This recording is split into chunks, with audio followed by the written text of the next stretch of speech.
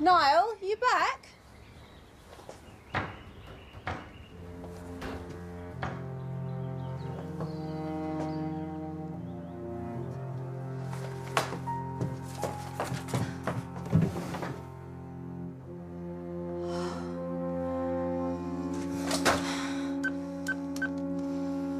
Which service do you require?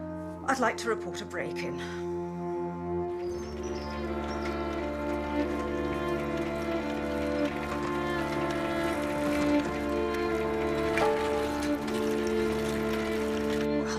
It's hard to say, but a manuscript's definitely missing. A book manuscript.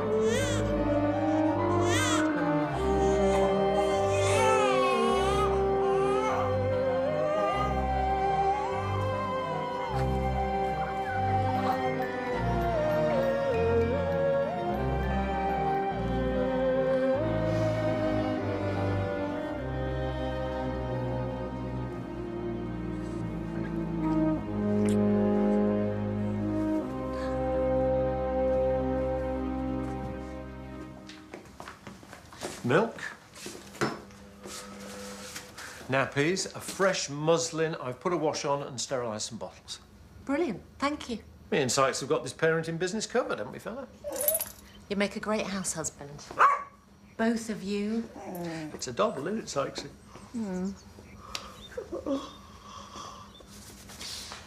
So what about you? What are you up to today? What's today? Today is yummy monkey yoga, followed by make and shake. And what about for Betty? Oh, a house husband and a very funny man. How lucky am I? Well, if you need a hand with the yoga, I'm good at the deep breathing. Snoring, I think you'll find it's called.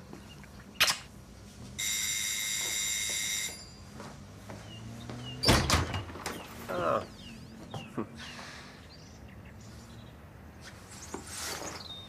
What do you want, Nelson? One guess. The victim is Susie Colebrook, artist and book illustrator. She reported a break-in at 8:42 this morning. Said she'd been out all night and arrived back to find the cottage ransacked. Said the manuscript of a book had gone missing. Yeah. On both sides, burn marks. Looks like she died from a massive electrical shock. Probably stopped her heart instantly. Electrocuted how? There's a mechanism inside that roulette wheel. Who even knows how to make something like that? Prints? Still checking. There's some on the box that it came in, but they probably belong to the postman and the victim. Whoever did this wasn't even here. A remote murder. No danger of being seen.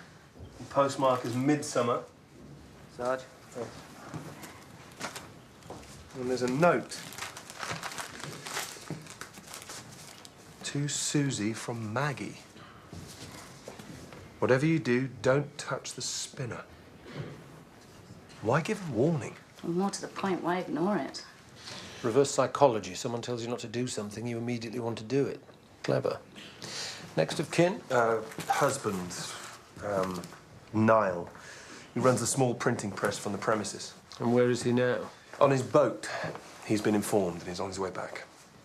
Susie Colebrook clearly illustrated Jed Dagger novels. Who?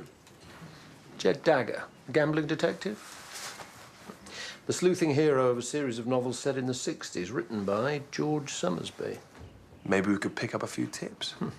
Well, Dagger was good, but not that good.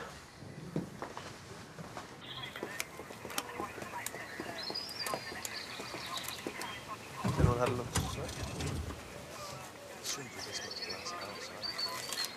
A lot of wood in them inside.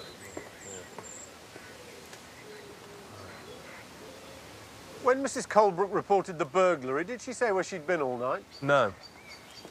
Parked on a double, Luxton Deeping High Street, 7:50. Dagger would have been proud. I'm sorry, sir, you can't. What do you mean I can't go in there? I appreciate that. I I'm sorry, live sir. No, here. I'm sorry Mr. about Colebrook, Yes. DCI Barnaby. We're terribly sorry about what's happened to your wife, but we need to ask you a few questions. Is there somewhere we can talk? When did you last see your wife? Yesterday morning before I went to the marina. I keep a boat up at Pandlefoot Bailey. Do you have any idea why someone might want to take her life?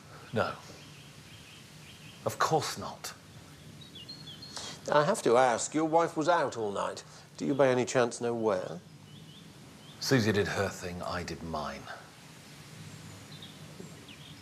Who's Maggie? Maggie Markham, a friend. She runs the crime festival that's going on at the moment. The Luxton Deeping Crime Festival, where crime plays. Sir?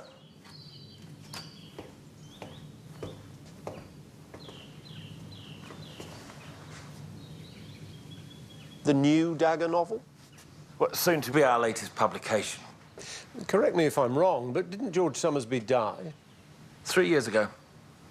Everyone knew he was working on a book when he died. Susie found it. A manuscript? Clearing out the attic. Susie was George's executor. All his papers came here after he died. Clearly you don't normally publish detective novels. The new Dagger novel, quite a coup, I imagine. Holy Grail round here. Do you have a copy of the manuscript? Susie wouldn't let me near it. She was going to launch it at the festival. Law unto herself when it came to George. Mr. Colebrook, your house was burgled this morning before Susie was killed. She reported that a manuscript had gone missing. I can't have. But without the manuscript, we can't publish. I can't tell you how important this is. You have to find it. More importantly, Mr. Colebrook, we have to find your wife's killer. Get uniform to take a full statement and check Mrs. Colebrook's life insurance. See if her husband benefits from her death. Just because he wasn't here, it doesn't mean he didn't send the package. OK. What about you? I'm going to speak to Maggie Markham.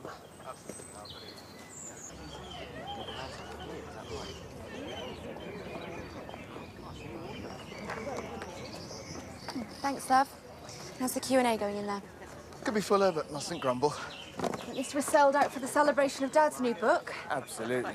If only a couple more long-lost Somersby novels would turn up, eh? We wait.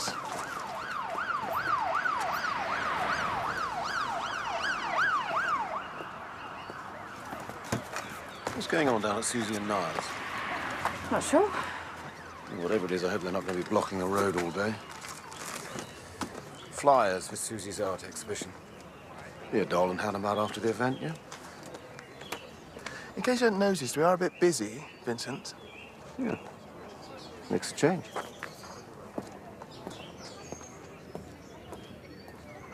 Hey, don't let him wind you up. I'm trying.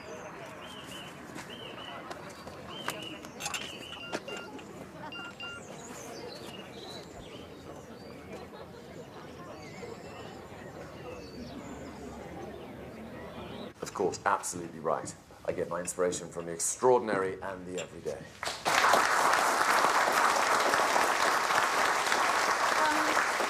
Silas, your books are fascinating. How do you create such amazing characters? Oh, I work out my characters along the principles of what I like to call rich.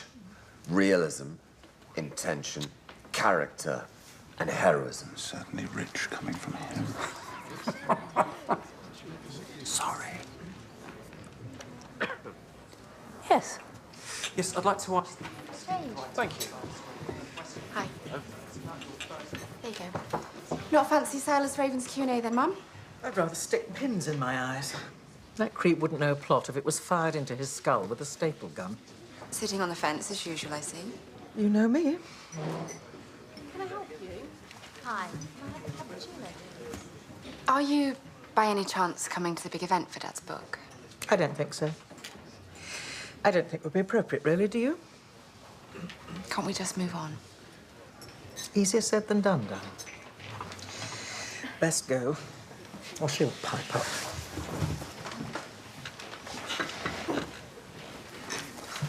Leaving so soon, Julie? Not so keen on the company. Oh, really? And there's me thinking you and Bella were getting on so much better now.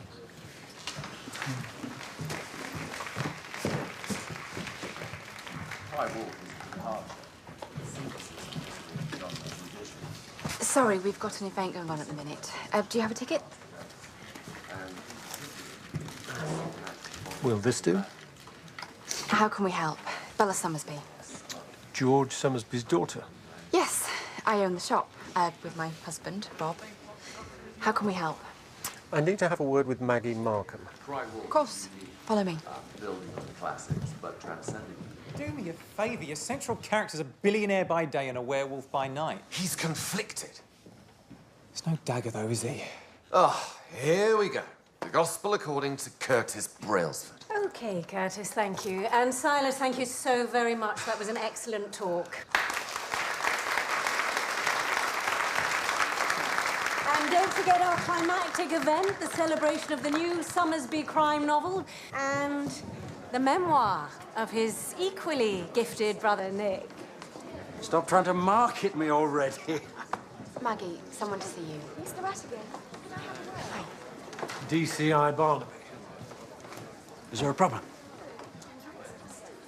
Did you send a parcel to Susie Colebrook? No. Why?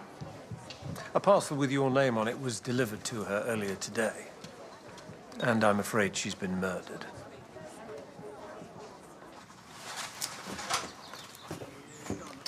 Everything all right? Looks to me like the wood on the window broke out rather than in.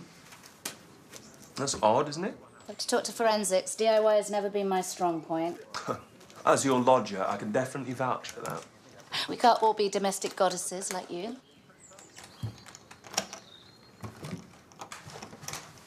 Have you ever read any of these? No. Horror's more my thing. When a casino owner's daughter goes missing, Dagger unearths a secret mystery. When two people are electrocuted...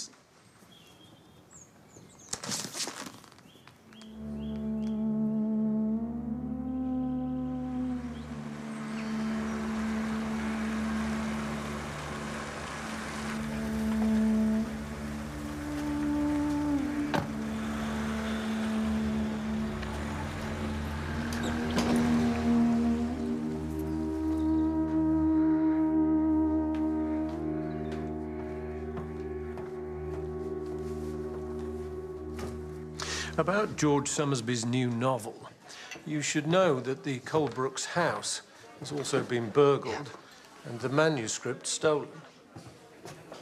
But we need it. It's the climax of the festival. Everything Maggie's worked towards. Nick, Finding Susie's killer is more important. And locating the manuscript may lead us to that person. Do you have any idea who might want it? The whole village. Curtis was desperate to read it. Any book at random in the shop. And Miles Rattigan wanted to publish it, but lost out to the Colbrooks. They're just gonna... What about anyone with a grudge against Susie? My brother's widow, Jeannie. There were rumors years ago about him and Susie. 2 packages. Identical? Yes, identical. Well, we sent one to Susie Colebrook. Yeah, I know about that one. I need the address of the other one. As George's widow, doesn't Mrs. Summersby stand to gain financially from publication? No. George changed his will before he died. He made his daughter sole beneficiary of his estate. Jeannie doesn't see a penny. Sir. Excuse me. The roulette wheels are from the first Dagger novel. It features a double murder. There were 2 identical packages sent yesterday from Midsomer sorting office. Where was the second one sent to? Somewhere in Midsomer Mere. They're sending me the address. We need to warn them. Get a phone number. I'm on it. Excuse me. Morton. The address has a Cecily Peterson registered as the occupier, but she doesn't have a landline. We're checking to see if she's got a mobile. Contact the local police and get them over there immediately.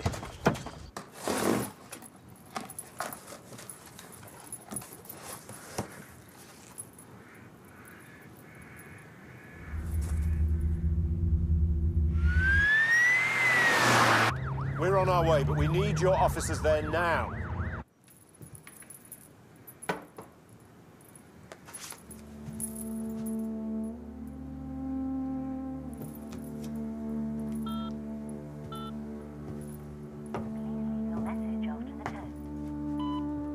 Now listen here, you. Just because you're gallivanting around the countryside doesn't mean you can fob me off with presents.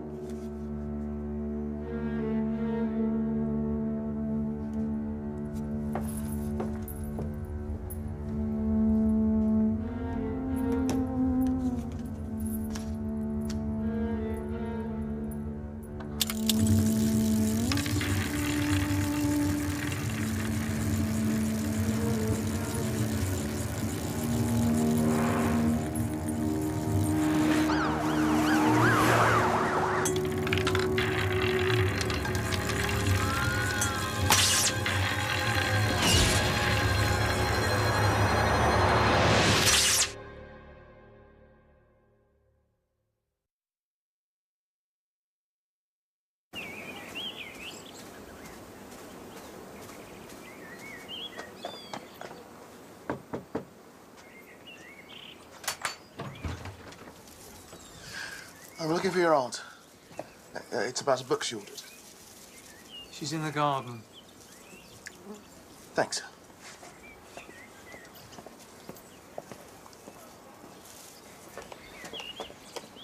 You took your time? I came as quickly as I could. Look, can you not text me like that from the cafe?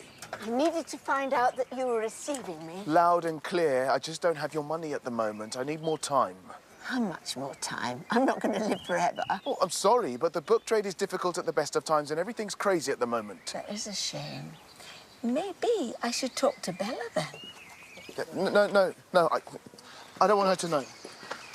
I don't see why. Her father approved. Couldn't get enough of it, old George. No, the other way. Oh, no. How fitting. She's married to someone with the same problem. Please. Bella has nothing to do with it. She is, if she's in the money. New book coming out, I gather? In theory, look, I will get you your money. I promise. How? Unless... Why don't we do it all again? I'm free tonight if you are. Oh, fine, if you don't want to. No, it's fine. Let's do it. Bring some friends round if you want. Let's make a night of it.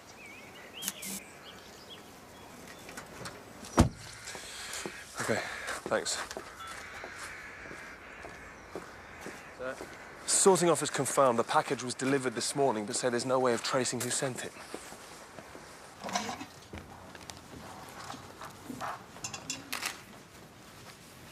And come round for the burn marks?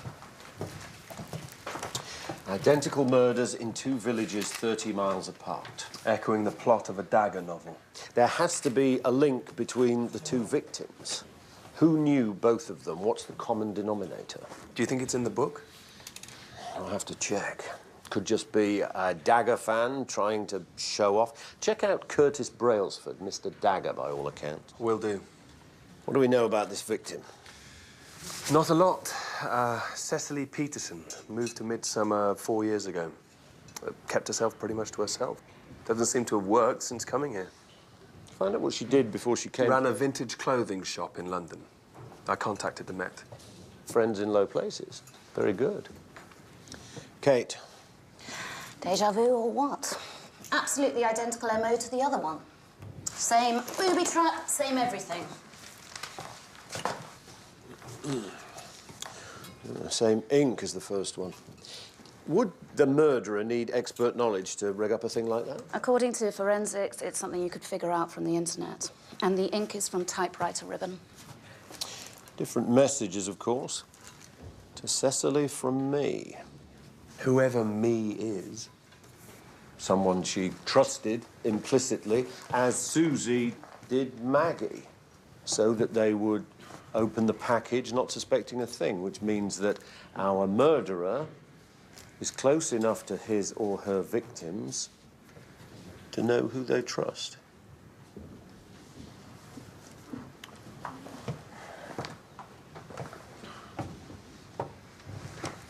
Get a copy of that photo. Sir. Can you archive that, please? Sarge.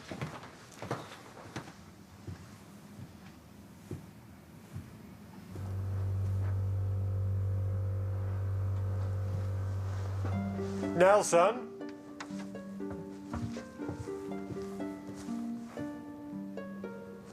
She knew the book then. And bought Susie Colebrook's artwork. Every artist has a dealer. Find out which gallery sold it. I want more money. I want a bigger cut. 40% is standard, and it's what I agreed with Susie. Susie's dead. It's up to me now. I have a contract, and her exhibition opens tonight. Gentlemen, what seems to be the problem? Niall has chosen today, of all days, to try to negotiate a contract for the artwork. Well, perhaps I can help. How could you help? Well, I'm interested in buying, but I can't stand the uncertainty of sealed bids. We could always cut out the middleman, couldn't we? What do you say, Niall? That you are everything I hate about the publishing industry. Why would I deal with you? Because you're skint. I'll buy the whole lot. Outright. Every last piece.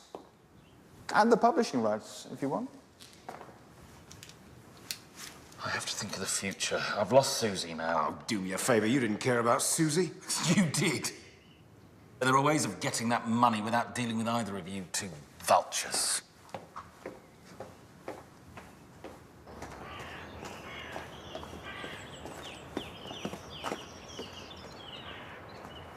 What did he mean by that?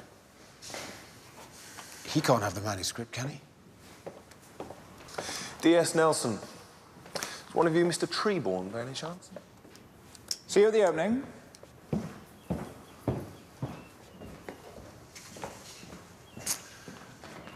This is about Susie. Terrible news. It's a great loss. She was a very talented artist.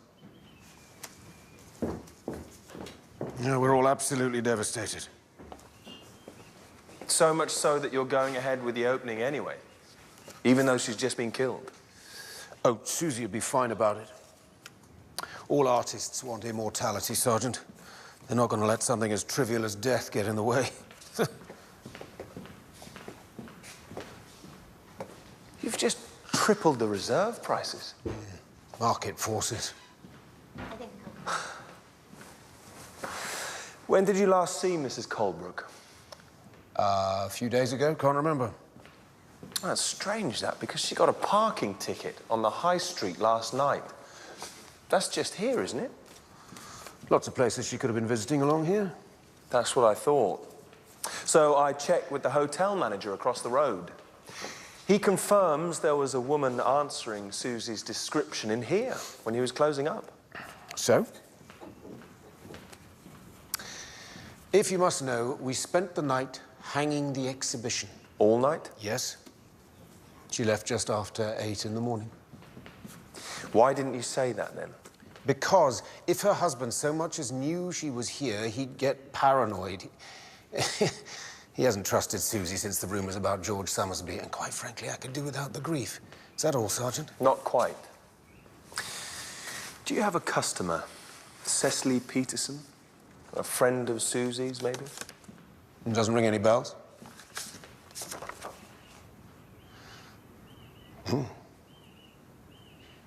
No, sorry.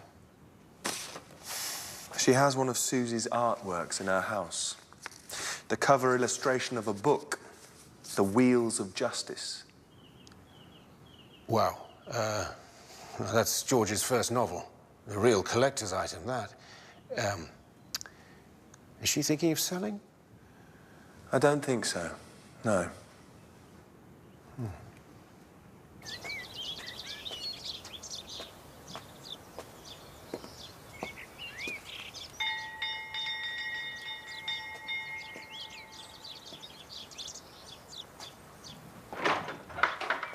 Mrs. Summersby, DCI Barnaby. I need to ask you a few questions about Susie Colebrook.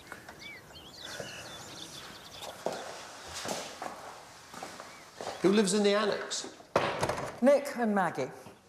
George bought this place with the proceeds from the early Dagger novels, and he gave that part of the house to his brother.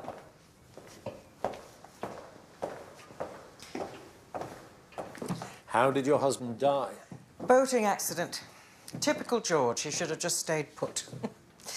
This is where he used to work, but he'd get stir-crazy after a while. And when he'd finished a book, he'd take himself off somewhere. The boat was his last such indulgence, sadly. So, Susie. Were you close? We got by. Did you think it odd that your husband chose Susie as executor of his estate? Not really. They'd known each other for years. They did work together. George and his cartoonist. I gather you're against publication of this new manuscript. The manuscript. What manuscript? Who's to say the manuscript's even genuine? Don't you think it is? I know that I went through every item of George's estate before I had to pass it on. I'm not stupid. There was no manuscript in there. I think they faked it. What are we going to do? Keep calm and carry on. We've got a festival to launch and we act like everything is fine. Come on. Make yourself useful while we're here. Get signing. I sign prescriptions, not books. Not this week. How do you remain so cool? Talent is all about handling pressure. That's what we used to say in publishing. What did you say when you lost manuscripts? It never happened. Why don't we leaflet the village? Offer up a reward. Could add to the excitement. It's worth a try, I guess. Does the name Cecily Peterson mean anything to you? No.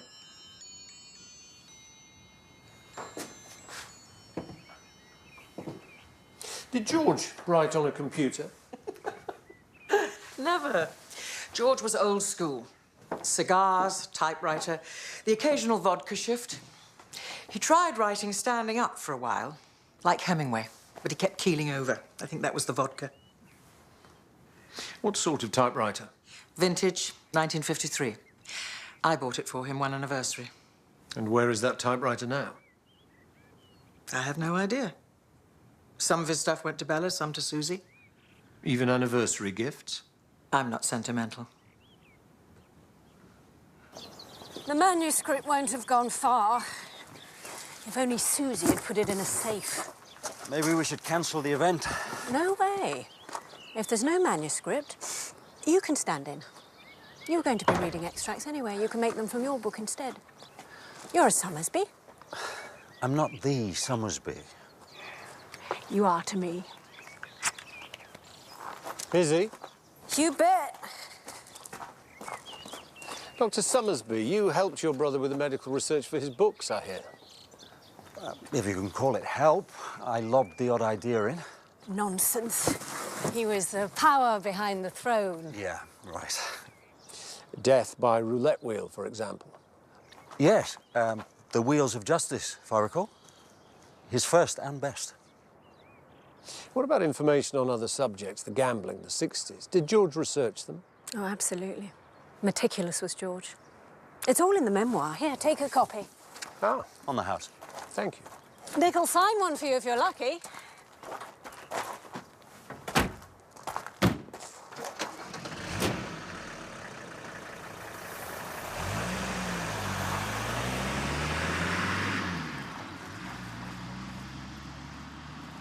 Wrote this with my fans in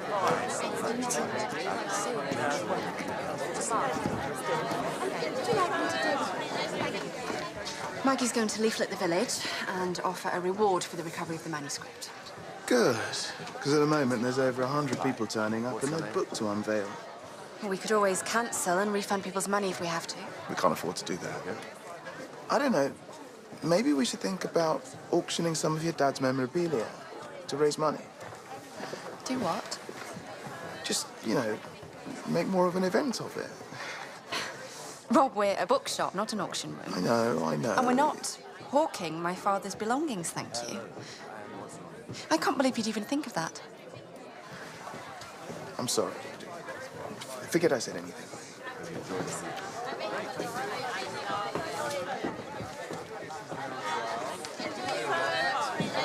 Bella? I couldn't help noticing that you put Cry Wolf in crime. Yes. Yes, but seeing as it's a genre buster that straddles two genres, I was thinking perhaps it could go into horror as well. If you insist. And maybe put it on the front table as well, so that people can see it when they come in. Name? Laura. And seeing as there's a werewolf in it, perhaps you'd like me to put it in folklore as well. Great. Thank you. And maybe even humour. I was sorry to hear about your father's manuscript disappearing. How did you know about that? News travels. I could always do a reading of Cry Wolf if you need a replacement.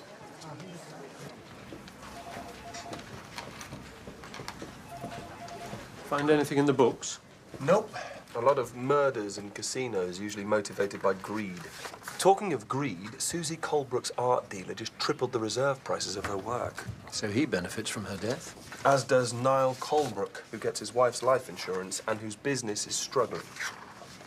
But his best chance of making money is from the successful publication of the new book. And Susie was pivotal to that. Agreed. So killing her doesn't make sense. Mm-hmm.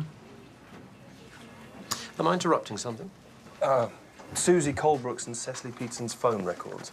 Do they share any numbers? Well, not that I can see.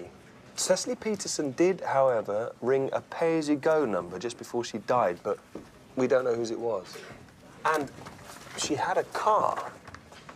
Doesn't exactly narrow it down. Except the car wasn't at her house. And it's not in any of the local garages we checked.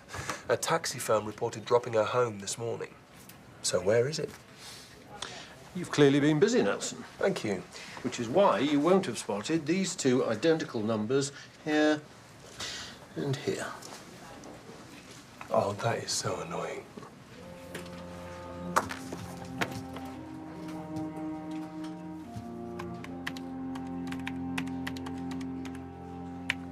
So, the person they both knew is...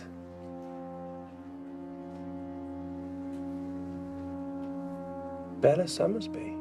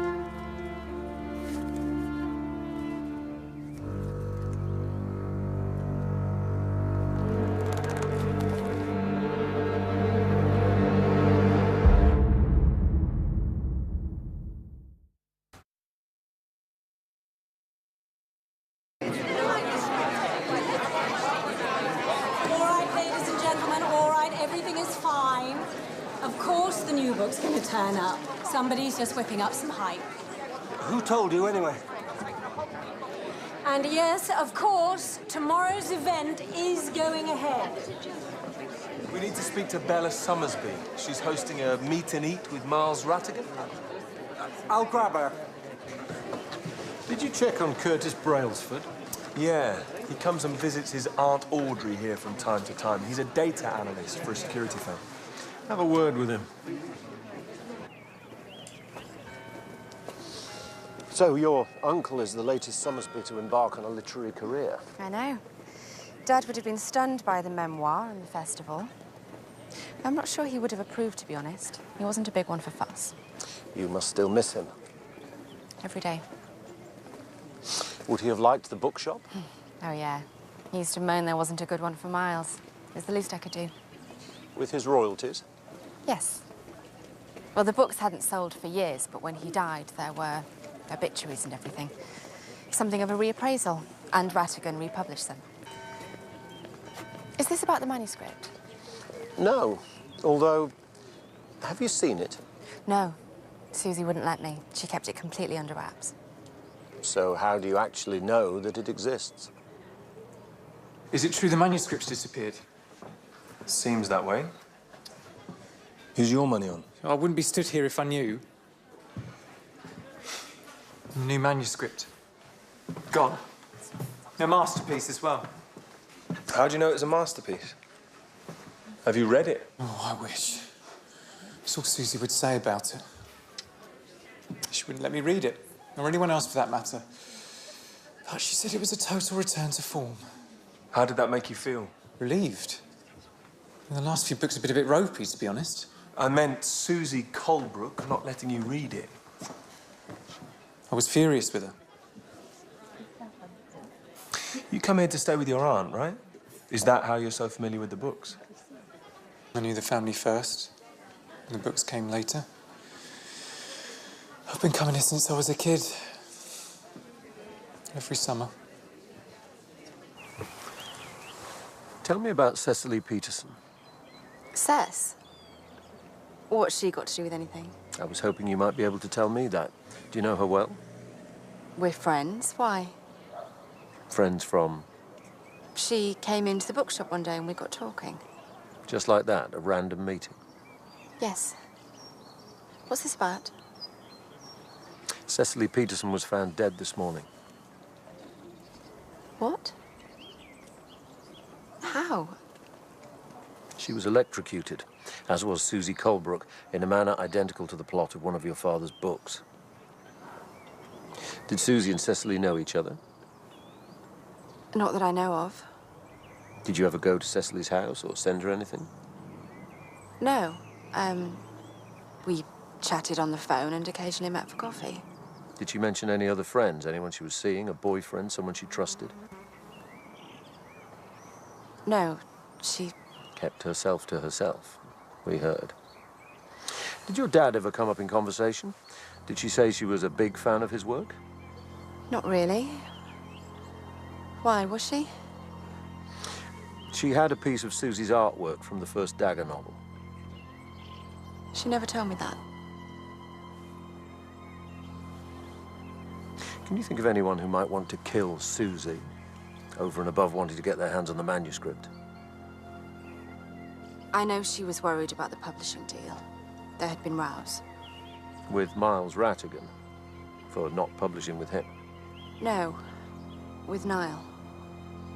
Why would she row with her husband when they were going to publish the manuscript together? Oh, that's just it. Susie wasn't sure. She was thinking about going with Rattigan. Because? He did such a good job with the recent reprints. Against her husband's wishes? So Niall Colebrook does have a clear motive. And I had a call from forensics. The window in their house was broken from the inside out. The burglary was staged. So he could have taken the manuscript himself and made it look like it was someone else. We know he benefits from his wife's death, but how's he linked to Cecily Peterson? Why kill her? Well, his marriage was hardly rock solid. Maybe he was having an affair. I think you're making a big mistake passing me over. I've got an international fan base. I've got 20,000 followers on Twitter. No accounting for taste, is there? If you're so sorted, what do you need me for? I think we make a good team, don't you? Come on, you could do with a hit. After all, it's been a while since Dagger was a bestseller. And it doesn't seem like he's going to be again anytime soon. Is that a fact?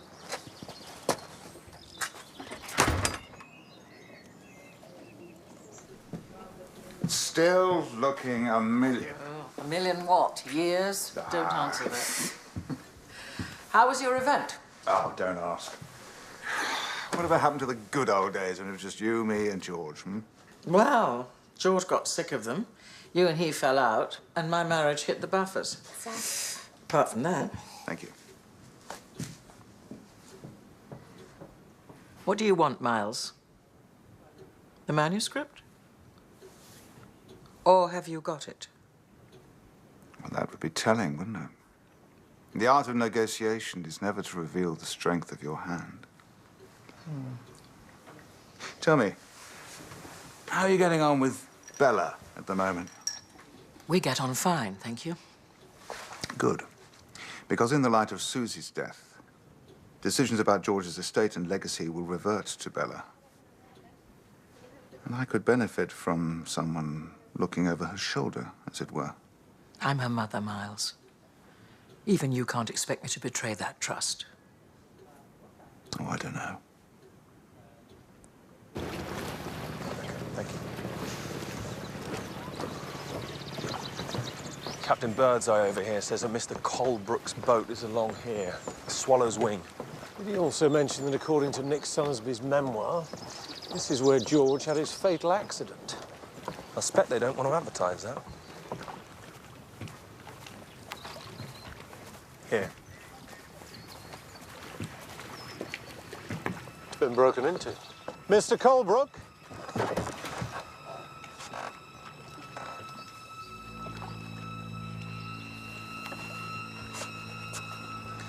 Maybe we're not the only ones looking for him. Oh, Curtis, lovely. Have to fend for yourself tonight. Oh, come to think of it, how are you getting on with Rob Mead at the moment? You know full well I can't stand the sight of him. Yes, I thought so. Then you must come with me later on. Why? Well, you might enjoy seeing me bringing the Summersbys to their knees after the way they hurt you. I don't want to do anything against Bella. No, not her. Just Rob.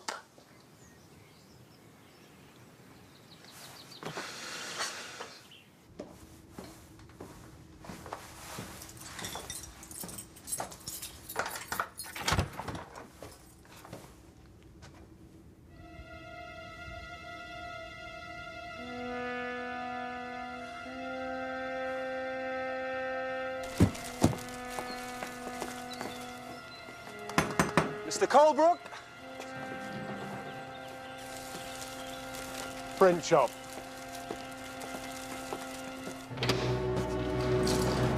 Mr. Colebrook?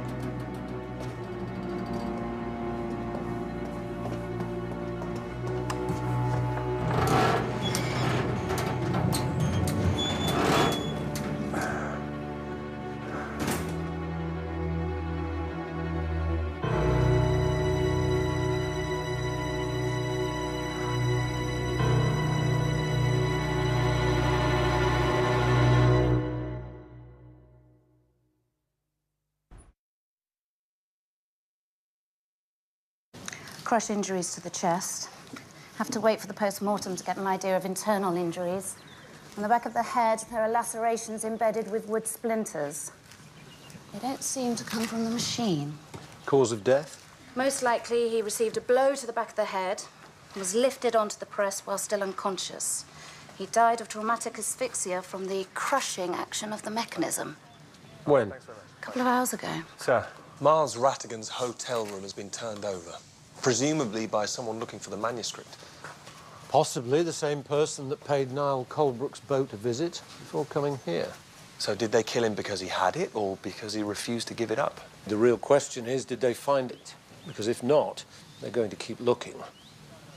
We need to talk to Rattigan. He's checked out the hotel, but I saw him earlier. He'll be at the gallery opening.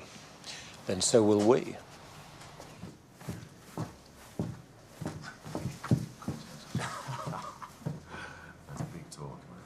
Yeah, you should come along, actually. I think. I reckon. Let's stay. Yeah? Okay, take care. What's that about? Nothing. Just said we go for a couple of beers. With Silas? Yeah? Is that okay? But you can't stand him. Ah, he's not that bad. Really? What's going on?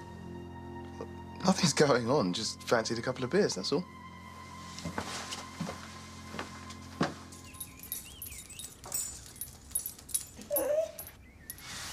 Oh, Sykes, I'm a bit busy.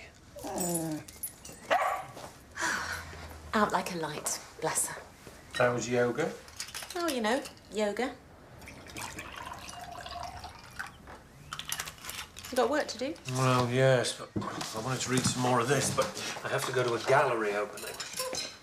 All right for some. Work, obviously. Obviously. Why don't I read this for you then? What are you looking for? Oh, it's just background information, really. It's fine, don't worry. I don't mind. No, no, absolutely not. You've got enough on. The last thing I want is to give you more. I'd better go. Mwah.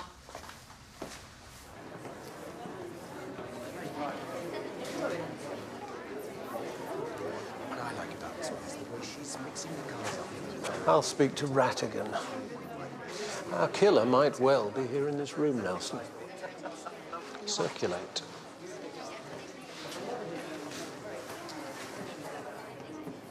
Mr. Rattigan, I believe you had a visitor in your hotel room earlier. Do you have many enemies? Everyone thinks I'd stop at nothing to get my hands on the new Dagger novel. And would they be right? Of course. But if you did have the manuscript, it would be stolen property. You wouldn't be able to publish it. Ah, possession is 9/10 of the law, Inspector. That book was mine by rights. Because?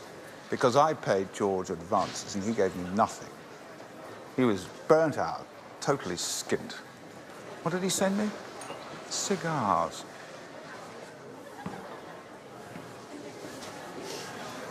Can I just ask, are the book covers meant to be an ironic postmodernist representation of the role of women in the 60s? Oh, God, no. George was just horny. He got Susie to illustrate them exactly how he wanted them. You're quite a fan yourself, aren't you? George is the reason I came to Luxton in the first place, to research his work. The festival grew out of that. And when was that? I came a week after he died. So you never met George Somersby? Sadly, no. You like getting your own way, don't you, Mr. Rattigan? Susie was thinking about giving you the publishing rights. Had she actually made up her mind? Why do you ask? Because I can't imagine you being the most patient man in the world. I'm a businessman. That's not a crime, is it? No. But killing Mr. Colebrook is. He was murdered this afternoon. And I think the person who killed him is the same person who ransacked your room.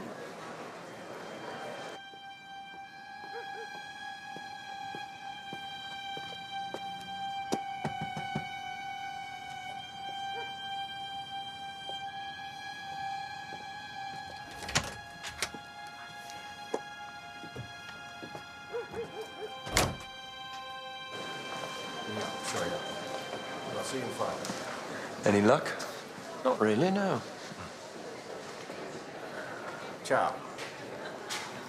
Why is he leaving so soon? Follow him.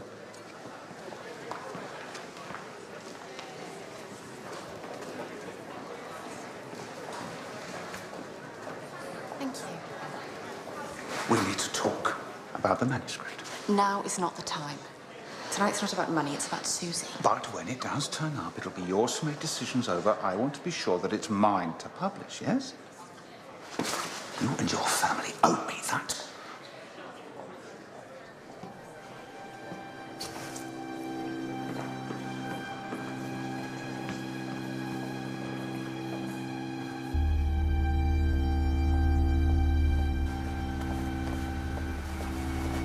Bella?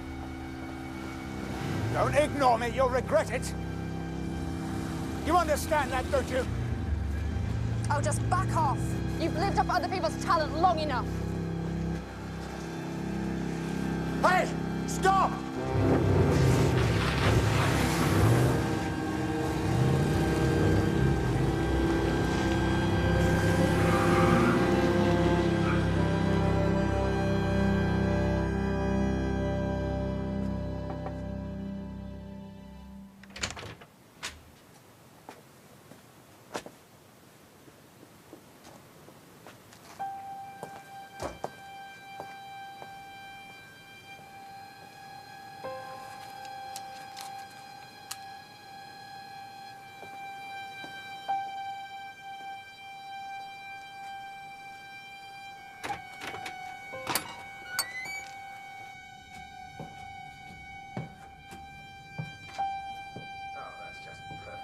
What do you say to that? I'd say maybe you should think again. I think I got far enough tonight. Come on. You've got it in you. You can't bail on us now. No, too hot for me. I'm out. Just you and me, then. And this time I'll have you. You wish. Raise. All in. Goodness. I could raise you even further if you like. With what? The bookshop. Against your cottage. The bookshop isn't yours to give, it's Bella's too. My share of the bookshop, then. And what if I tell you I've got the missing dagger manuscript? Well, then even I'd know you're bluffing. Someone's got to have it. Why not me? Imagine me winning the manuscript. That would really annoy the Somersbys, wouldn't it? And you could have that love. It's Bella's. Either way, it's worth loads. So, are you in or out?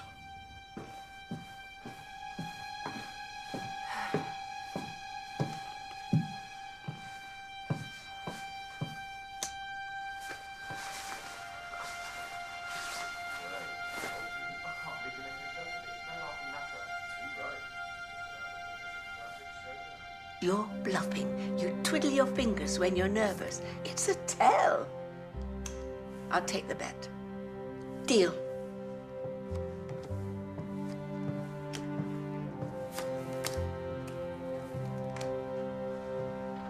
Rob? What are you doing? What's going on? Not now, Belle, not now. Loverboy is about to either win you or lose you a fortune. On their backs, guys.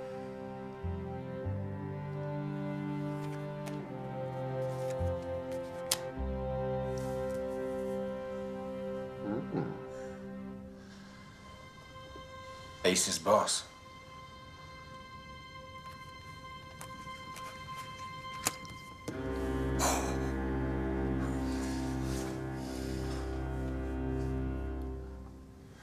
Looks like you just lost a bookshop. What? What about the manuscript? What indeed? Rob? I don't have it. I was bluffing. Then I better have Bella's share of the bookshop as well, then, shouldn't I? What have you done? Bella. I don't think that's fair. It's not about fair. After everything we've worked for. On my way.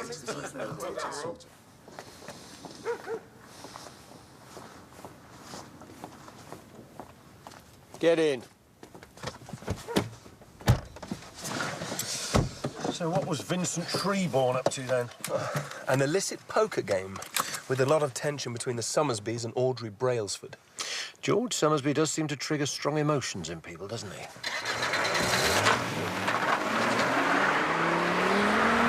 I think we've missed something, Nelson. Someone was driving Cecily Peterson's car and stalking either Bella or Rattigan. So someone did have the car. Who? The person she thought sent her the package. The person she rang moments before she died. The person she lived with. But we didn't see any sign of anyone else living with her. We weren't looking for them.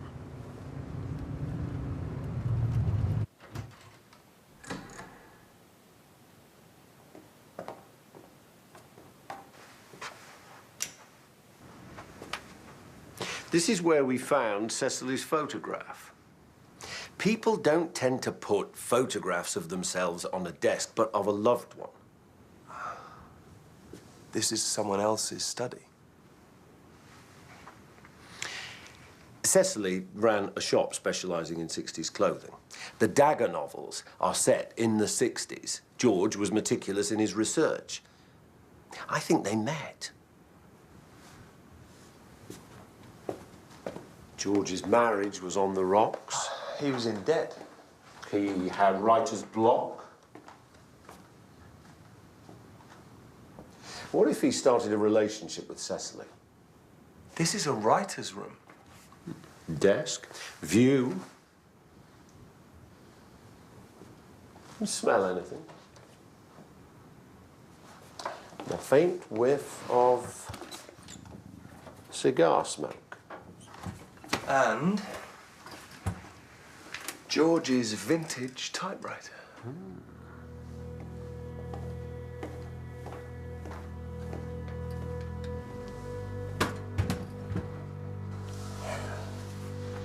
George Somersby is alive and well and living in Midsomer.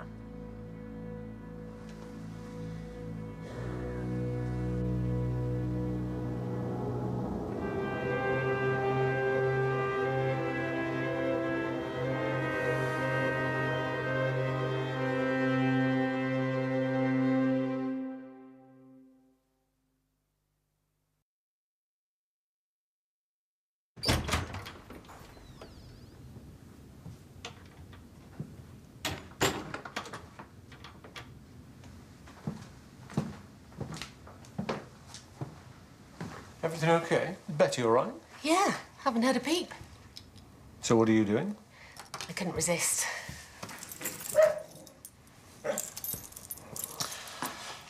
Sorry, Sykes, it's past my bedtime.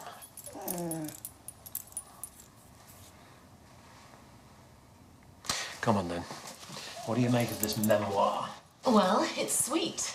Childhood summers spent chasing through the woods, skimming stones across the water, teenage years flirting with girls. It's idyllic.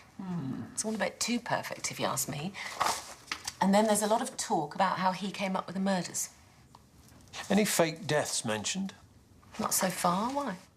Because I think our dead crime writer is still alive. According to the memoir, George's brother was at the scene when he died. Forensics have confirmed that the typewriter is the one used for the messages. Which makes George Somersby chief suspect in 3 murders. Why would he murder Susie, a woman he was close to, let alone Cecily, the woman he presumably faked his death for? I don't know. It's a good alibi, being 6 foot under. Dr. Somersby, we need to talk to you. Why have you brought me here? To ask you about your brother's accident. I believe you identified his body. That's right. He was dragged out of the water over there. It was pretty grim. His body was mangled by propellers. What about his face? How did you know it was George? Well, it was difficult. He was quite a mess. But you could still make out his clothes, his wedding ring. What had happened? We figured that he was trying to fix something and that he'd got caught under the boat before the current dragged him away. Why were you here? We were going to go out on the river together, like old times. But when I arrived, the marina staff were already calling emergency services. Did anyone else see the body? Yes, Jeannie. She collected his effects from the morgue. What time of day was this? Evening. Look, what is all this? Why are you asking? We have reason to believe that your brother George is still alive. Is this some kind of joke? I wish it was. We think that your brother faked his death and has been living with Cecily Peterson in Midsomer Mere ever since. Only he's not there now. And we need to speak to him in connection with the murders of Susie and Niall Colebrook and Cecily Peterson. I'm sorry, I don't understand.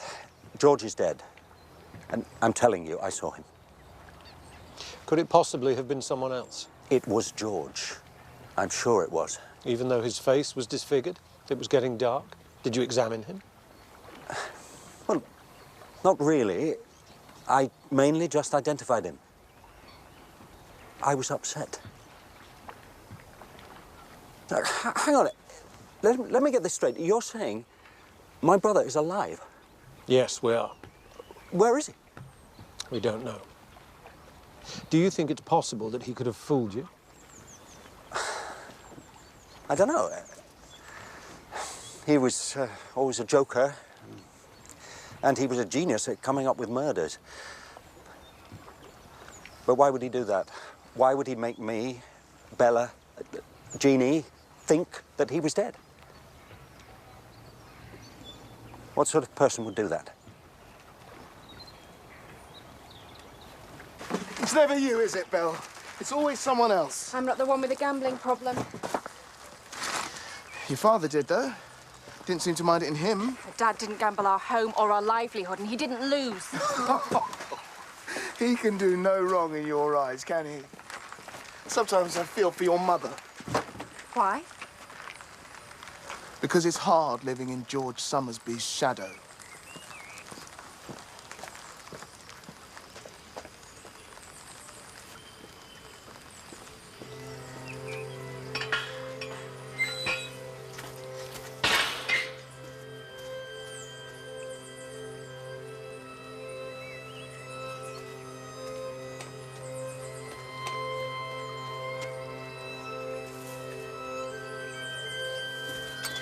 Hey!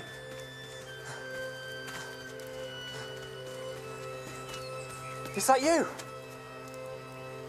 Mr. Somersby?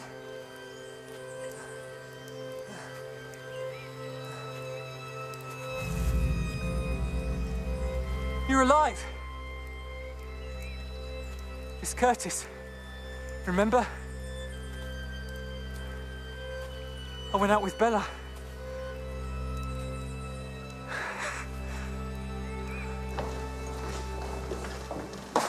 Come to gloat? I've come to give you a message. From your father. Do me a favour, Curtis. Hasn't your family wound us up enough recently? I'm serious. I swear I'm not joking. I've seen him. What are you talking about? I didn't believe it either. Just get out. He said he can't meet you here. He mentioned the woods where he used to play. He said you'd understand. And he said to give you this.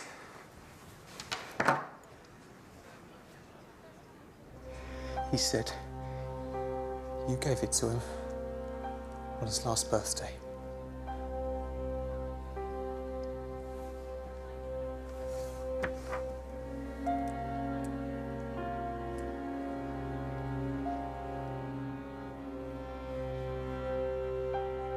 But my father's dead. Your father's alive. George Somersby's death 3 years ago. There must be an autopsy report. We need you to take a look, and we need to know exactly what happened. What am I looking for? Proof that the body was George Somersby, and if not, whose was it? You don't ask for much, do you? Where would George Somersby go? Well, he can't be staying in Luxton Deeping or he'd be recognised. And he can't use a credit card unless he's got a fake one. He has to be hiding out somewhere. But where? He grew up around there, didn't he? So he'd know the area well.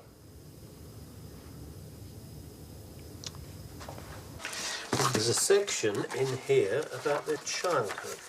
Sarah mentioned something about George and Nick playing endlessly in the woods near the house. Here.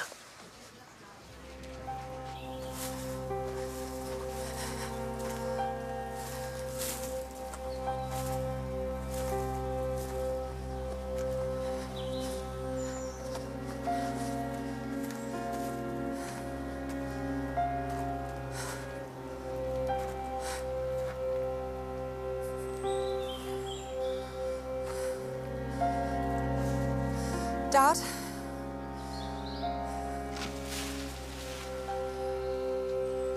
Dad, is that you?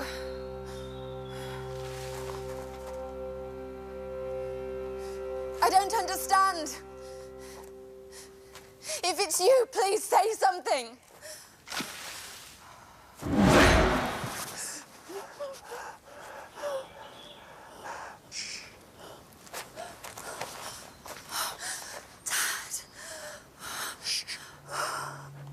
There's somebody else here. It's really you.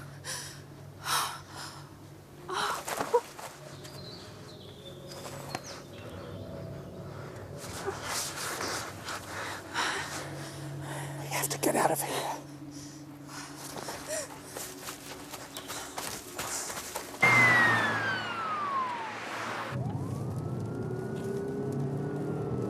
That's it. Banner down woods. I don't understand. What happened? Not now, Belle. Keep moving. Well, where have you been all this time? Let's get out of here.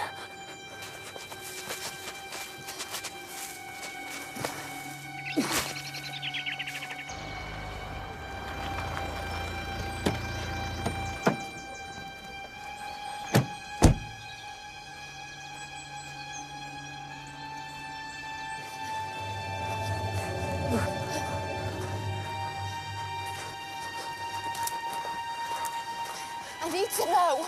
Where have you been?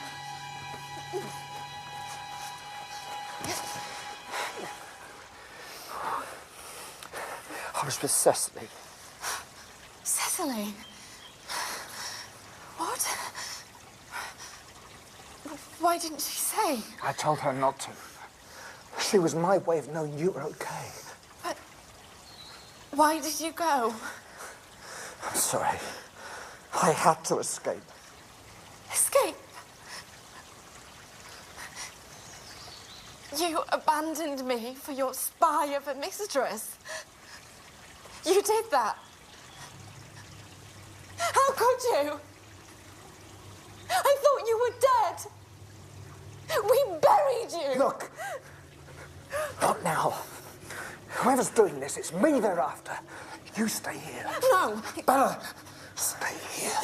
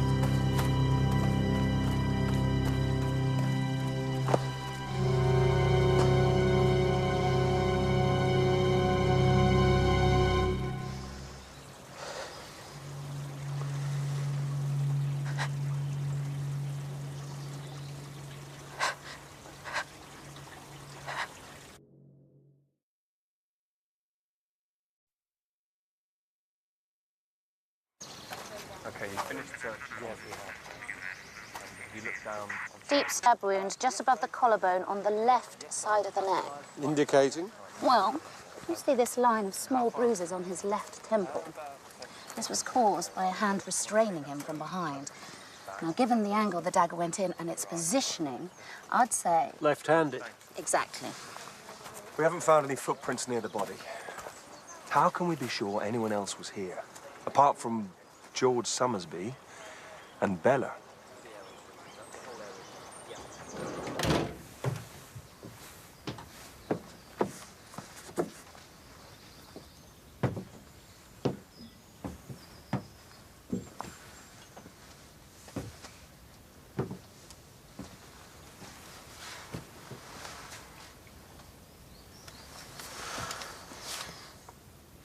What brought you to the woods? Curtis said he'd seen my father and that I was to come here. It's where we played with Mum when I was small. And what happened once you were here? We were chased. Who by? I don't know. Did you see anyone at all? So how do you know you were chased? because Dad was panicked. We split up, but I changed my mind and went after him. What made you go after him? I didn't want to lose him again. Did your father say where he'd been for the past 3 years? How did that make you feel?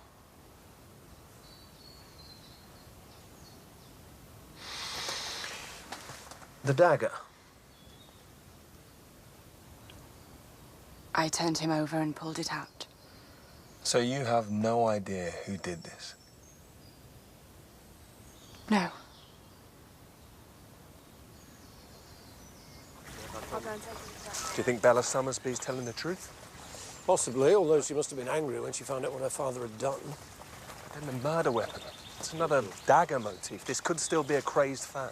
Yes. Bring Curtis Brailsford down to the station. He told Bella to come here, so he knew where George was. OK, I'll keep you updated. Where are you going? I'm going to speak to Jeannie Summersby. Someone close to George must have known he was still alive.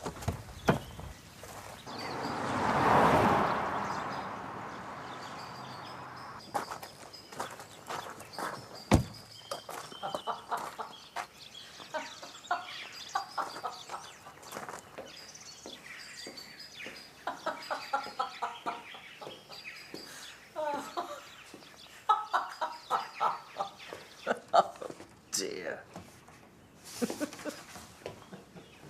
Mrs. Summersby. Inspector, I'm afraid Nick and Maggie aren't here. They've gone to their big event. I wanted to see what all the fuss was about, so I let myself in. I'm not going to buy a copy, am I? Actually, it's you I want to talk to. I'm sorry to inform you that your husband is dead. I know. He died 3 years ago. No, Mrs. Summersby. He died less than 3 hours ago in the woods. I'm afraid he faked his previous death. He's been living in Midsomer Mere ever since.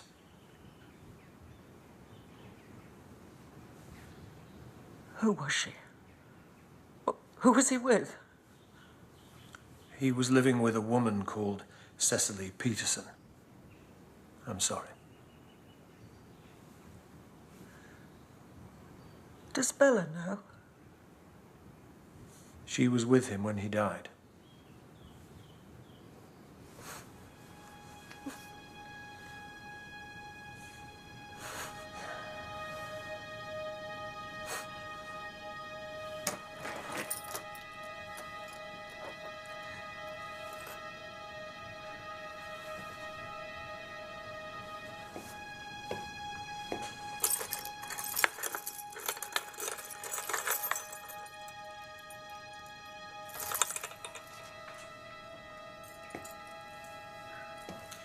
Tell me, this memoir, what do you make of it? Fiction. Absolute fiction. Maggie's behind every word. So, she's the power behind the throne, is she? Absolutely. Always has been. Ever since she first came to the village. And when was that again? Just after George's disappearance. You have 2 messages. Message 1. Hi, it's Rob. Can you let me know? Is the event still happening? Cheers. Message 2. Maggie, Curtis, yesterday we talked dagger. You referenced 23 murders. It's not. It's 20. I checked. Of course.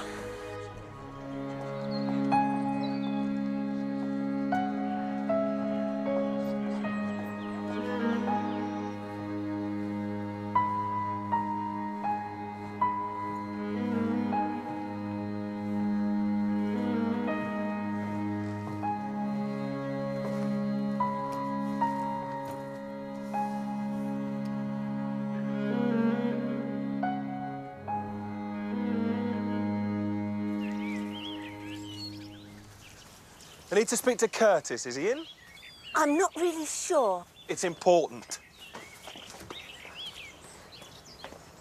You should know Curtis doesn't like visitors. He's not the most sociable.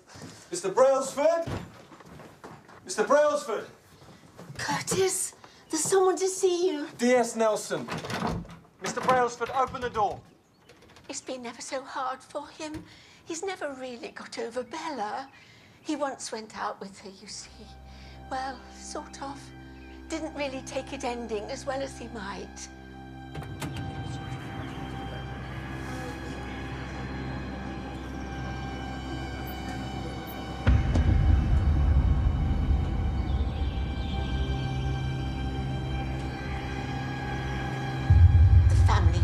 Such a fuss, and then when it ended, they all abandoned him. Curtis! Unforgivable. It's about really. George Summersby. Poor boy. Blame George and Jeannie. Assume they didn't think he was good enough, boy. Mr. Brailsford, open the door. I should have told him, really.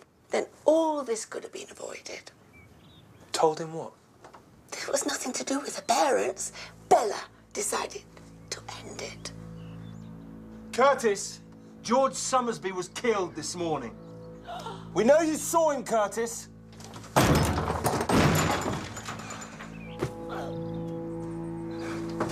As I said, Curtis has always been a little one-track.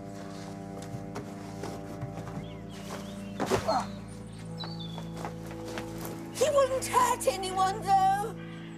I think.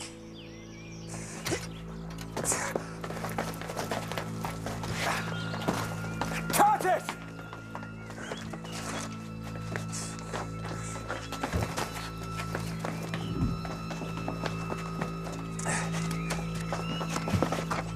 Stop!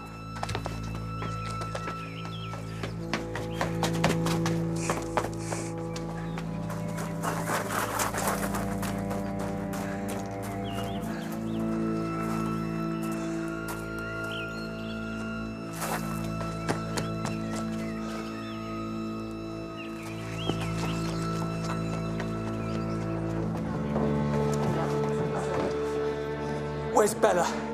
In the office.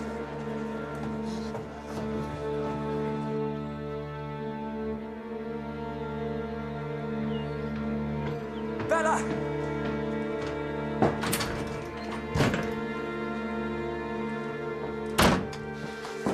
You ruined my life. Why didn't you tell me? It was your idea to end it.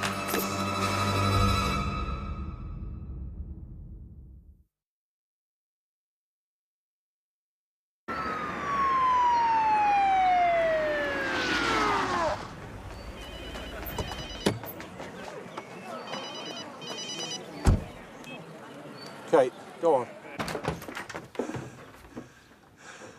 Bella, put that down. Get him out of here. No. Why did you send me up there? I told you. Your dad asked. Curtis, you need to come with me. Bella, look at me. Aunt Audrey told me it was you who ended our relationship. No one else. Bella.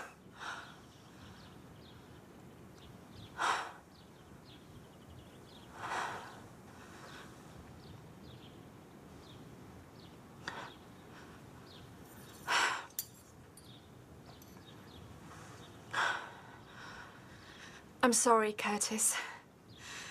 I shouldn't have blamed my parents. I didn't know how to tell you. You were never the one for me. Could be. No. I'm sorry. Nelson, we need everyone out here. Now. Of course, it wouldn't be my brother without twists and turns.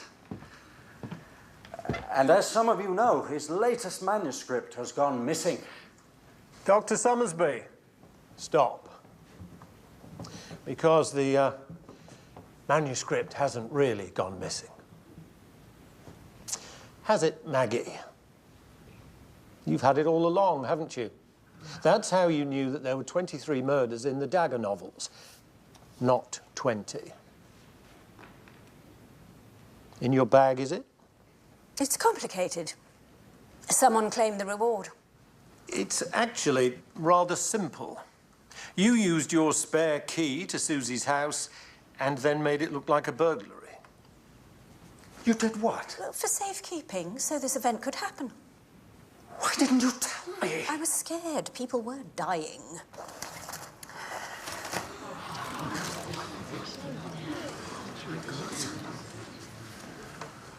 This isn't just about the manuscript, though, is it? This is about George Somersby. George always won, didn't he? He had the career, the fame and celebrity. He had the big house. What's your point? I think that you spent your life in your brother's shadow until he died. And then everything got better. You met Maggie, you wrote your book. Your brother's death was the best thing that ever happened to you. Nick loved George. Well, your husband did take quite a risk for his brother, didn't you? Here.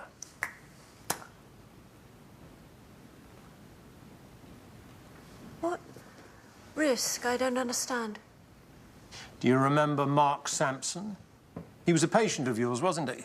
Did he die or did you kill him? He died of natural causes. Well, we now know that it was his body you identified as your brother. You helped your brother to fake his death. Not because you loved him, but because you wanted rid of him. It was perfect. A perfect disappearance. But he didn't disappear. He stayed nearby and he kept on writing. And then he contacted Susie about a new manuscript. Presumably that was your worst nightmare. He was alive all this time. Right.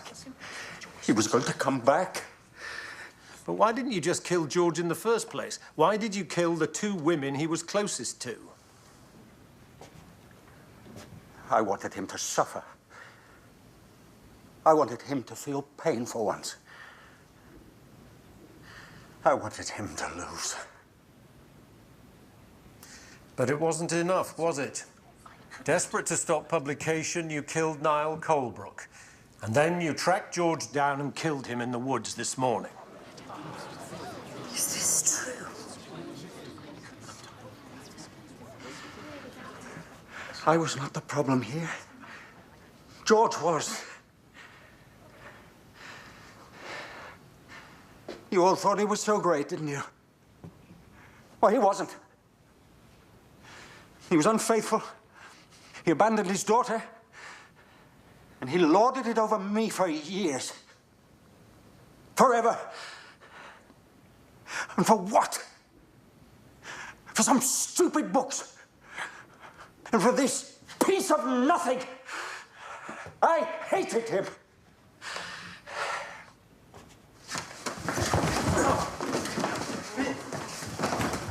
You see, even now, you protect him.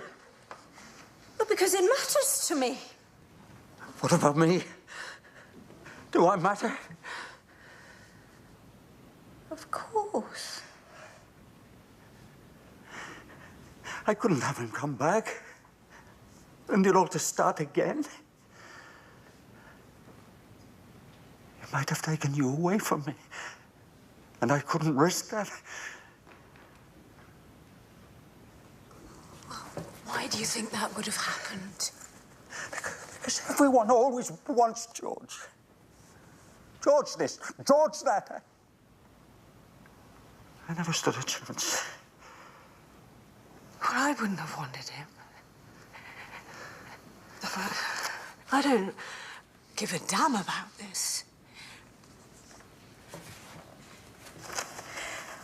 Any of it.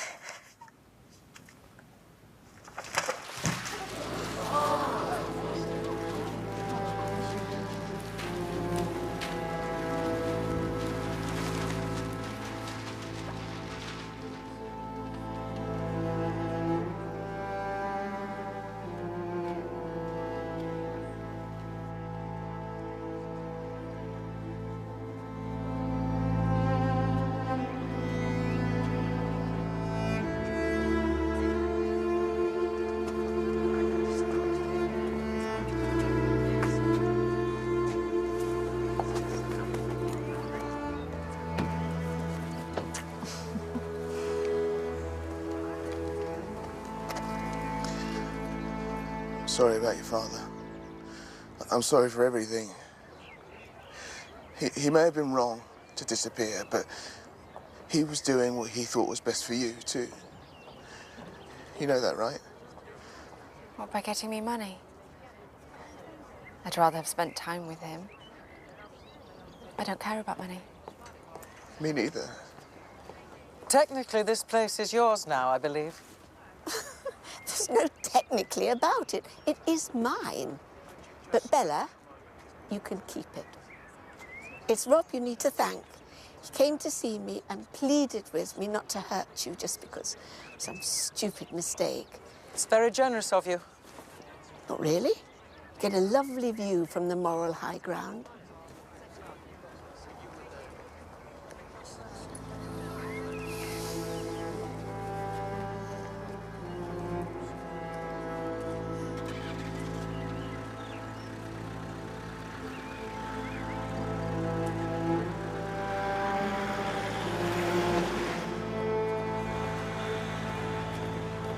It's a nice trick with the poker chip.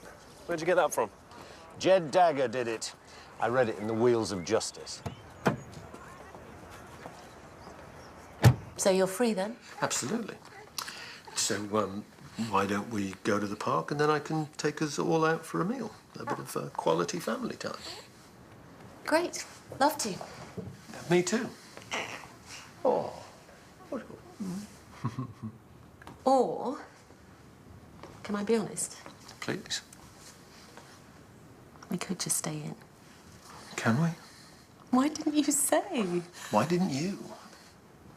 It's exhausting having a baby, isn't it? Totally. And absolutely wonderful.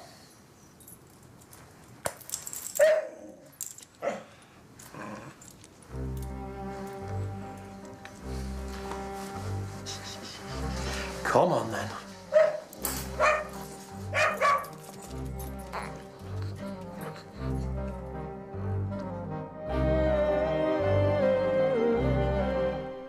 Everyone seems to have a secret, but could tangled relationships be behind a massive collision in our drama next on ITV3? There's also drama on ITV Encore, where some things are about to change forever for a young couple in love life next. And as if Harry didn't have enough to worry about with staff morale, there are troubles at home for Mr. Selfridge, brand new this Sunday at 9. Next, the latest ITV News at 10.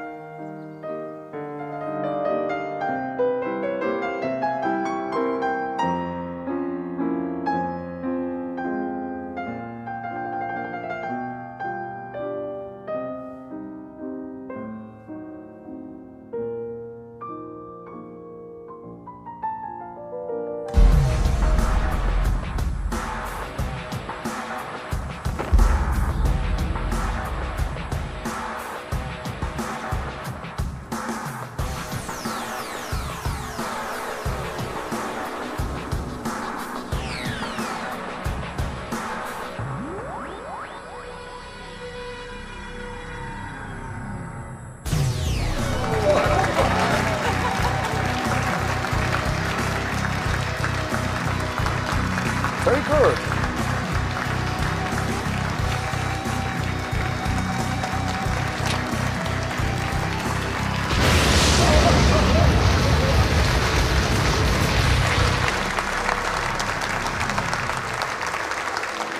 This is an ungodly outrage.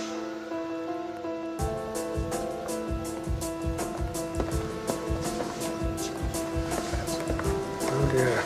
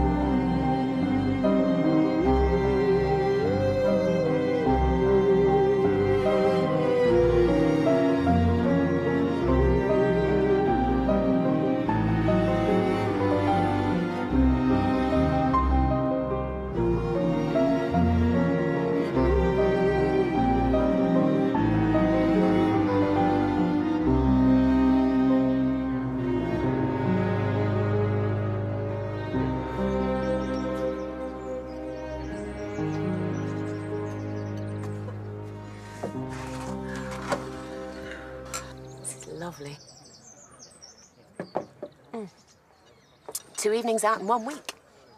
2? You're looking after Betty tomorrow night, remember? Ah, yes. Your first time in sole charge. Nervous? No. I've got it all planned. We're going to watch a classic film. Fantasia? A Thirst for Blood. Or maybe The Mummy Rises. Betty can choose. Are you looking forward to your wild night out? Can't wait.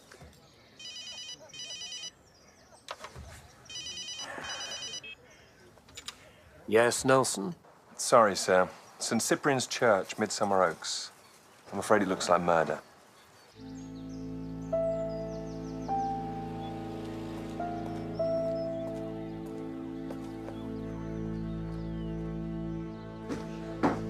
You ducked out early, did you, Magnus? Luke, there's been an accident. Severe cranial trauma from the impact of the box. There are also 2 separate penetrations in the neck from shards of perspex. There was a flash and a bang before the box fell, but the audience thought it was part of the act. It looked like a terrible accident, but it wasn't. This was done with explosives. What do we know about the victim? Hannah Altman owned the village pub. Tonight was a church fundraiser and she was playing the piano. And the magician in the box? Gideon Latimer. He's a famous illusionist. This was one of his signature stunts. And why was this famous illusionist performing in a church in Midsomer Oaks? He owns Melmoth Hall, the big house outside the village. So who was meant to die? The magician or the publican? Well, they can't keep us here all night. You've already spoken to the police, Carol. Why don't you just go? What went wrong? I don't know. We've done that stunt a dozen times. You're Gideon's manager now. How could you let an accident like that happen? I'm sure it wasn't Theo's fault. DCI Barnaby, Corston CID. Sir, this is Gideon Latimer. Mr. Barnaby, my son has had a terrible shock and he needs to go home. Not before I've spoken to him, Mrs. Latimer. But if you've given your statement, you're free to leave. Luke, please!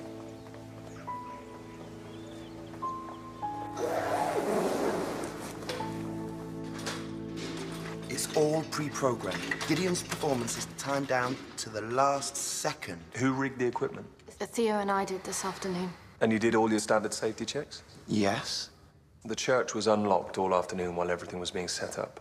Could anyone have had access to the rig after your final checks? It's possible.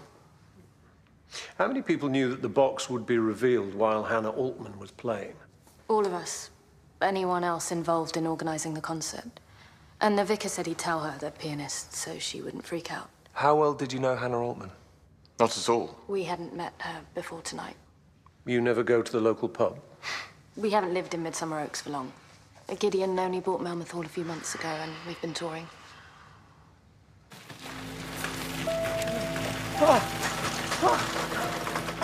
Luke.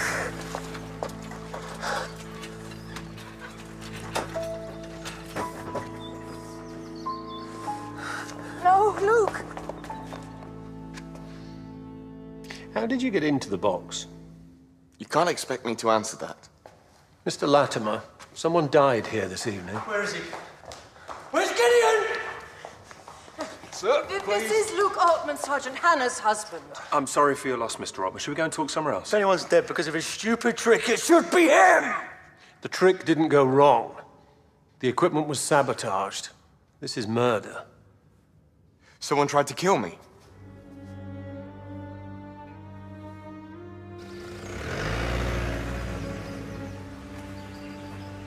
A judgment from God on you for polluting his house.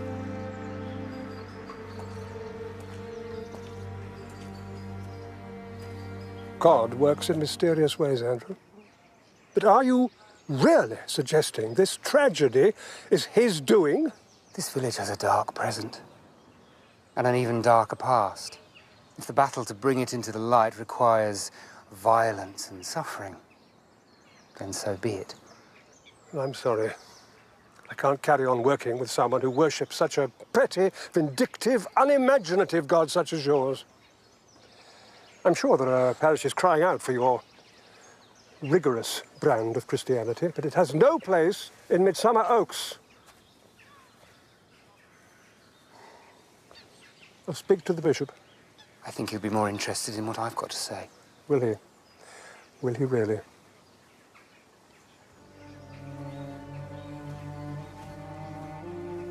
Trouble? No, no, no. Bluster, that's all. If you're a newcomer to Midsomer Oaks, why do you think someone here would want to kill you? Gideon has hordes of fans, Sergeant Nelson, but there are the haters too. Some of them are quite poisonous. Obsessives, lunatics who claim Gideon stole their tricks, religious fanatics, you name it. They post things online all the time. Anything specific since you came to the village? Actually, there was a letter. It said Malmouth Hall was cursed. Threatened Gideon with hellfire and damnation if he didn't abandon it and move far away. You didn't tell me about that. Dealing with hate mail is my job. Do you still have the letter? It went into the shredder like all the other rubbish. The fact that you've been targeted by someone who knows where you live is cause for concern. Tell me everything you can remember about that letter. Hannah was playing a solo at the concert tonight. Was that a big deal for her? Was she nervous? A little, maybe. But she was used to playing in the pub. I'm wondering why you didn't come along to listen to her. One of us had to stay and look after the place. Will we find anyone prepared to verify that you were behind the bar all evening? Magda was there. She helped us out sometimes. I was down in the cellar for a bit. We had a problem with one of the barrels. How long is a bit? 5, maybe 10 minutes. Hannah was quite young to be a pub landlady, wasn't she? She inherited the Green Man when her dad died. I think she struggled at first, but she was determined to make it work.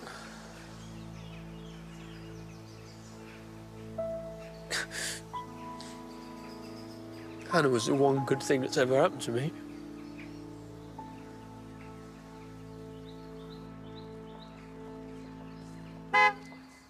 Oh, I want to walk back. I need some air. I'll come with you. Someone needs to go in the car since my mother's bothered to wait. I'd like some time alone with my wife, if that's okay with you, Theo. She'll be cross now.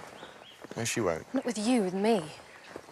I'd never have allowed you to buy Malmouth Hall if I'd known she'd be moving in with us.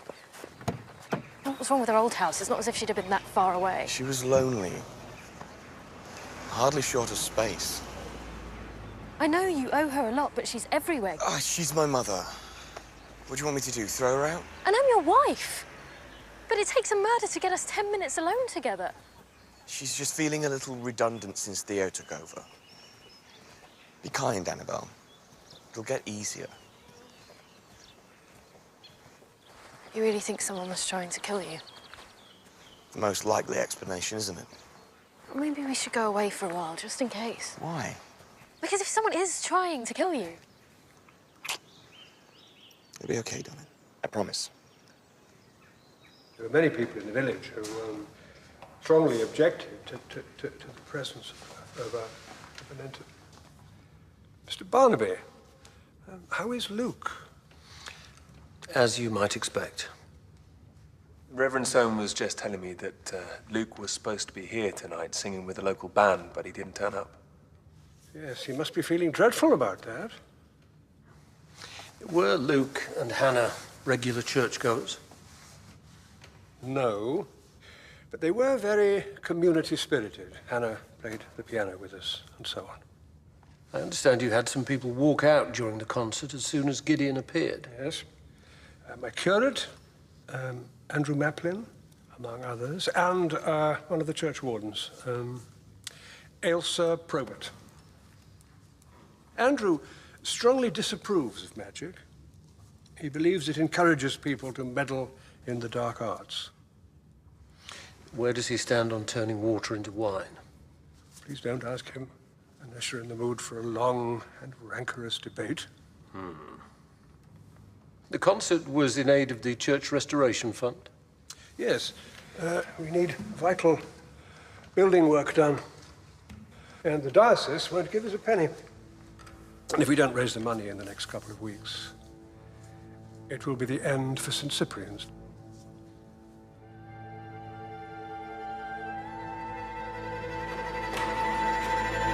So he's crouched down at the bottom. There's a trick of light. The glass goes black. Trapdoor opens, he pops up, and suddenly there he is in the box. The modern equivalent of smoke and mirrors. I'm heading back to the lab. Well, thanks, Kate. Nelson was just explaining to me how Gideon's stunt works. I had to threaten to arrest them all before they'd tell me. Well, they probably guessed that you had an ulterior motive. Nelson had one of those magic sets when he was a kid.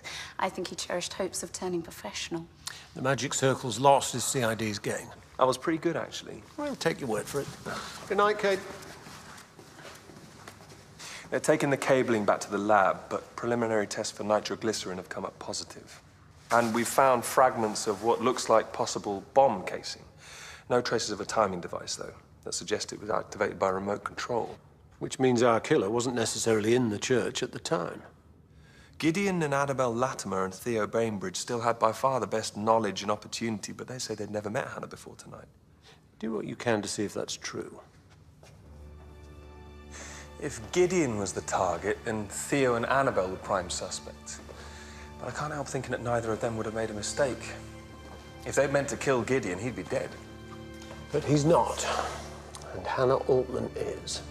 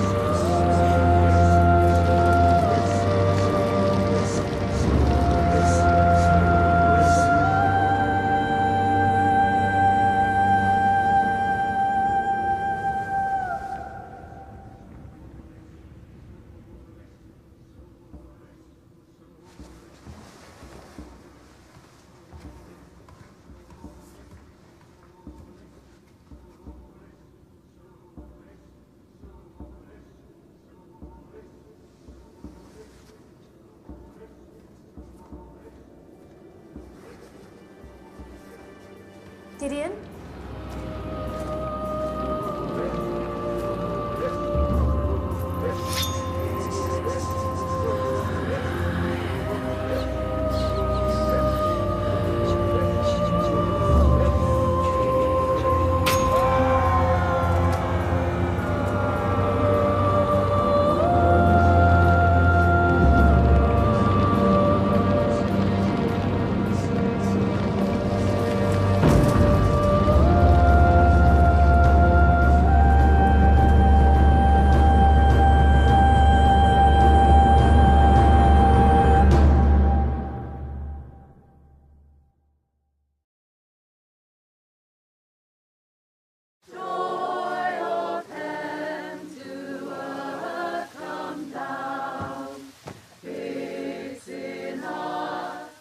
That must be Andrew Maplin standing next to the vicar. He's been busy posting comments on Gideon's website. Real fire and brimstone stuff. We'll talk to him when he's finished singing about love and mercy. Let's go and find out why Luke Altman lied about the concert.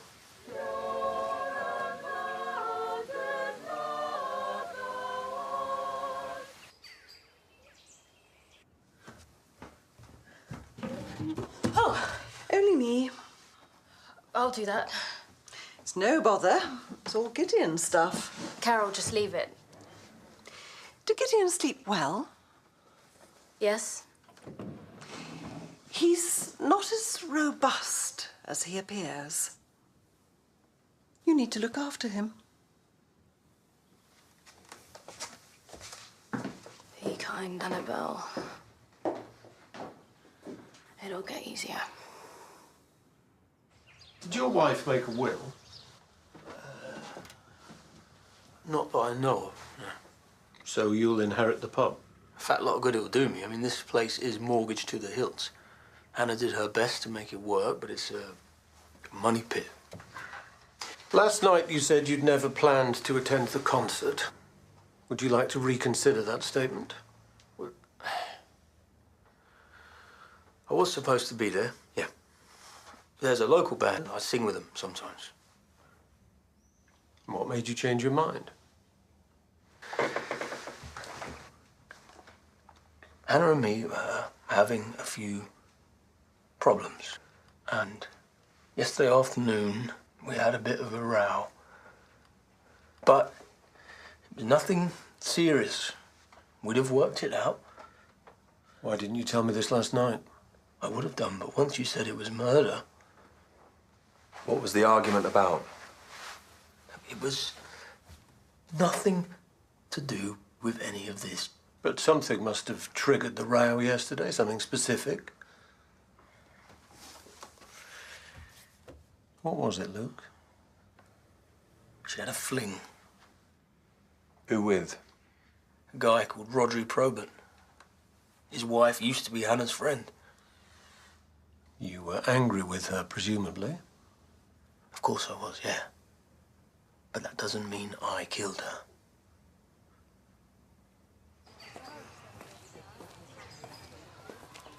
Are you here about Hannah? Detective Sergeant Nelson, Causton CID. This is DCI Barnaby. You are? Ailsa Probert. I understand you joined the walkout last night. Yes. Fakery has no place in God's house. But I wanted to go back and speak to Hannah afterwards. Make sure she knew that it wasn't aimed at her. You were friends? We hadn't seen much of each other lately, because I'm busy with the children and the church. We'd like a word with your husband, actually. Is he with you? He's at work. The florist on the green. Why do you need to speak to him? We told your officers everything last night. Just routine. Thank you, Mrs. Probert. Harry, Flora, come on. The search team's at the pub now. Shall I go back over? After we've talked to the curate? Andrew, we should talk before you do anything rash. I'm afraid I have nothing left to say to you, Lorna. But I have plenty to tell Magnus. I'm sure you do. He is your vicar, after all.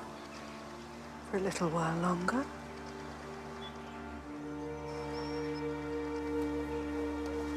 Andrew Maplin, might we have a word, please? I object to the use of so-called magic anywhere. And in a church, it's an abomination. Gideon's an illusionist. It's not real magic. You and I know that, Sergeant, but there are plenty of gullible people out there who think otherwise. Even the pretense of sorcery is dangerous, as well as wrong. If you think that, why not simply boycott the performance altogether instead of walking out? That would have been cowardly. And less dramatic. And you're rather fond of drama, aren't you? I'm thinking of the message you posted on Gideon Latim's website accusing him of being the son of the devil. I was quoting the Bible, Inspector. Was it you who wrote the letter threatening Gideon with hell fire if he remained at Melmoth Hall? I'm not sure those were my precise words, but I urged him to leave that house of sin and darkness, yes. You feel very strongly about this, don't you? Indeed. Strongly enough to attempt to bring Gideon down in public. What are you suggesting? That someone made sure the stunt went wrong, possibly intending to humiliate or harm Gideon, but not necessarily intending to kill anyone.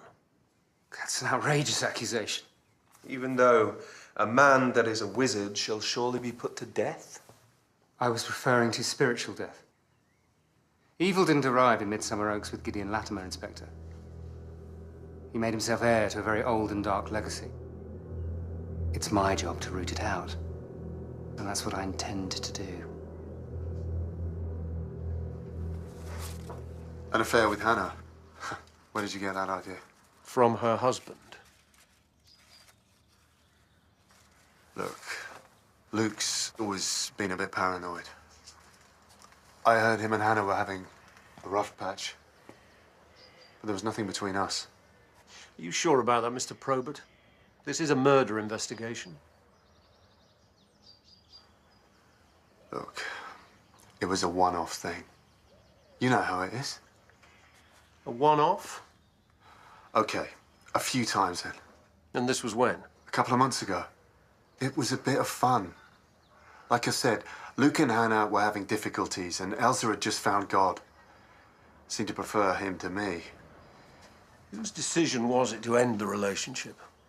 It was mutual. No hard feelings. I assume your wife knows nothing about any of this? No. You won't tell her, will you? And he left the parish when? Okay. Thank you. Sir?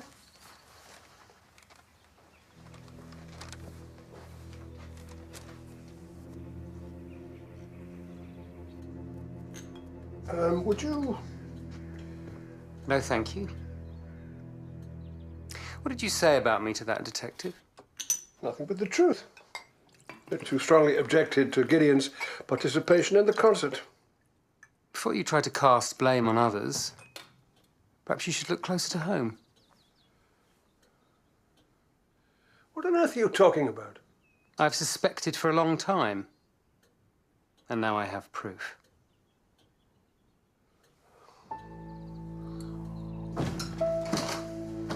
You said business was struggling. That's what Hannah told me. So where did this come from? I don't know.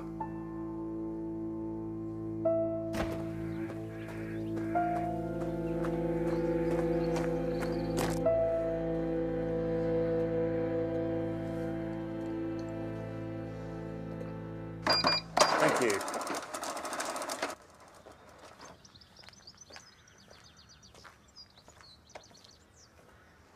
Hey, sweetheart. Everything all right? Where's the kids? Playing next door. What did the police ask you? They wanted to know if we supplied flowers for the church last night. Nothing about Hannah?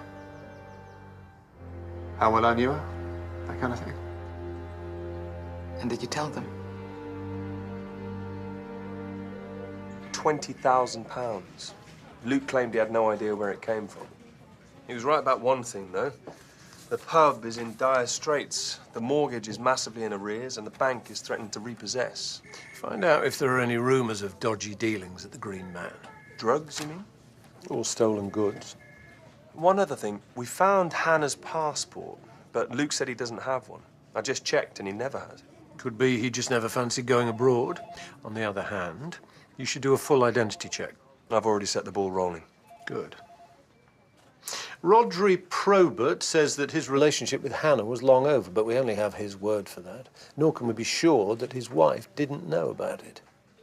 Anything else? Andrew Maplin has worked in 4 parishes in the last 5 years. Seems like a lot. I can't say I'm surprised, but he's not mad and he's not stupid. When he says there's an ancient evil at work in Midsomer Oaks, he means something specific. But what?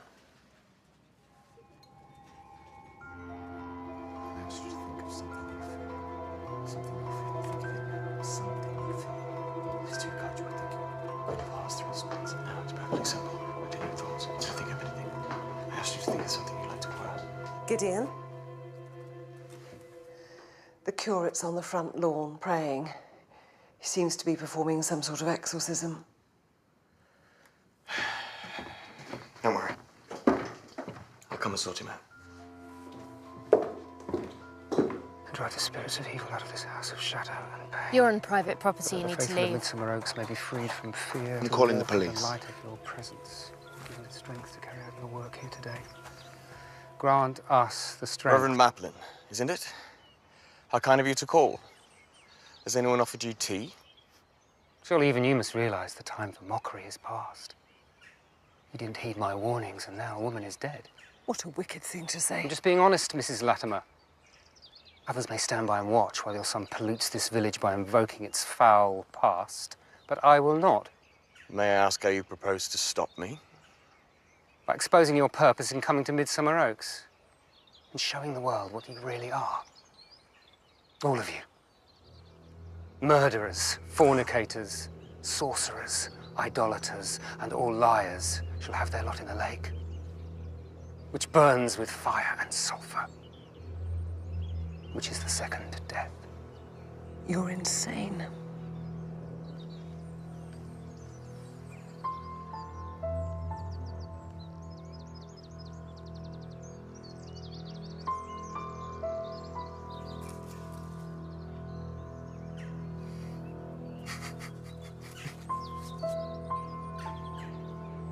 Go in peace. You may have turned your back on God, Gideon Latimer, but you will not escape the fury of his wrath.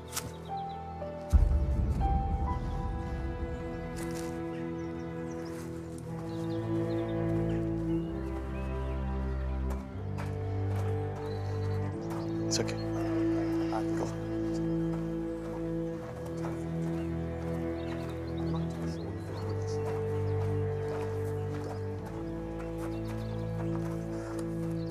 Silence, child. It's your father who's to blame. So, how did you get on? Betty finished her bottle and Sykes enjoyed his bone. Or was it the other way around? How was your evening? Splendid. 3 hours of drink and debauchery. I'd expect nothing less from the quarterly meeting of the Midsomer Historical Society. It was very interesting, actually. A local historian gave a talk. Fascinating. Don't mock. Some of the grislier episodes in the past make your schlocky old horror movies look tame. Sure, she don't say any more. Sykes has already spent half the evening behind the sofa. No, that's not because you're scared, is it, Sykesy? He just prefers rom-coms.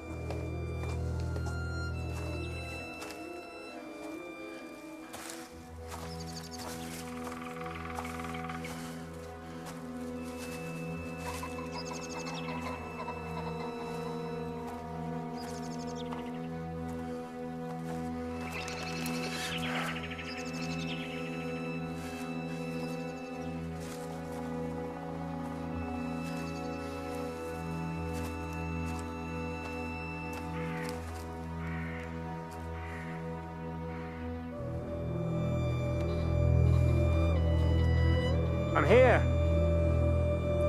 Where are you?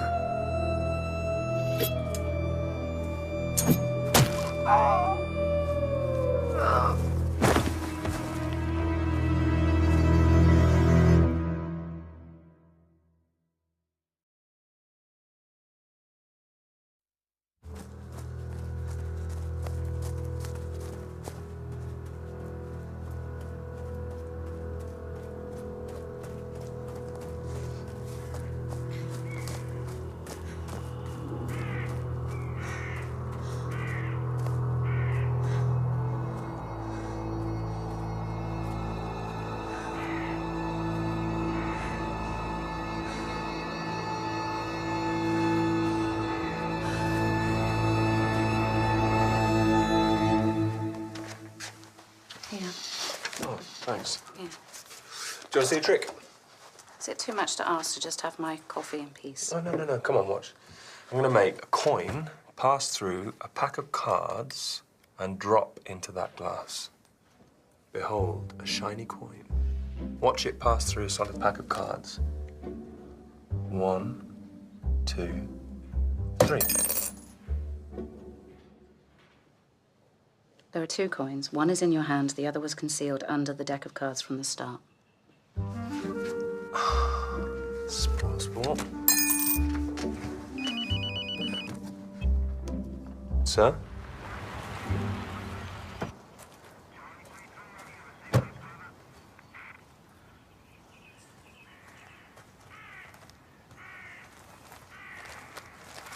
Andrew Maplin, curate of this parish.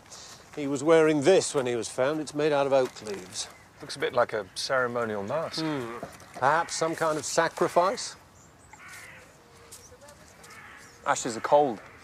So that fire wasn't lit last night. It looks as if he fell over here and was dragged to the big stone in the middle. There was a clunky old mobile phone found here. It's being dusted for prints now, then you can take a look. Chances are it was the victim's. Because we wouldn't be lucky enough to find the murderer's phone at the scene. Exactly. Well, this swaddling is going to make it tricky to pin down time of death. I'd like to take him back to the table as soon as possible. Fine. It'd be good to know what we're dealing with here. Nelson, come and look at this. Let's get him out of the lab.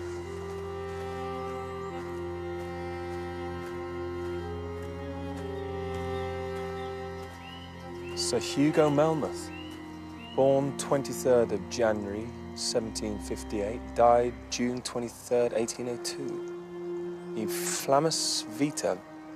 Vita is life, isn't it? In Italian, anyway. Out of the flames comes life. And yet this place feels full of death. Do you always follow the same route when you run? No, but I've been that way a few times. Had you ever met Andrew Maplin? He came here yesterday evening. What did he want? An audience he could rant at.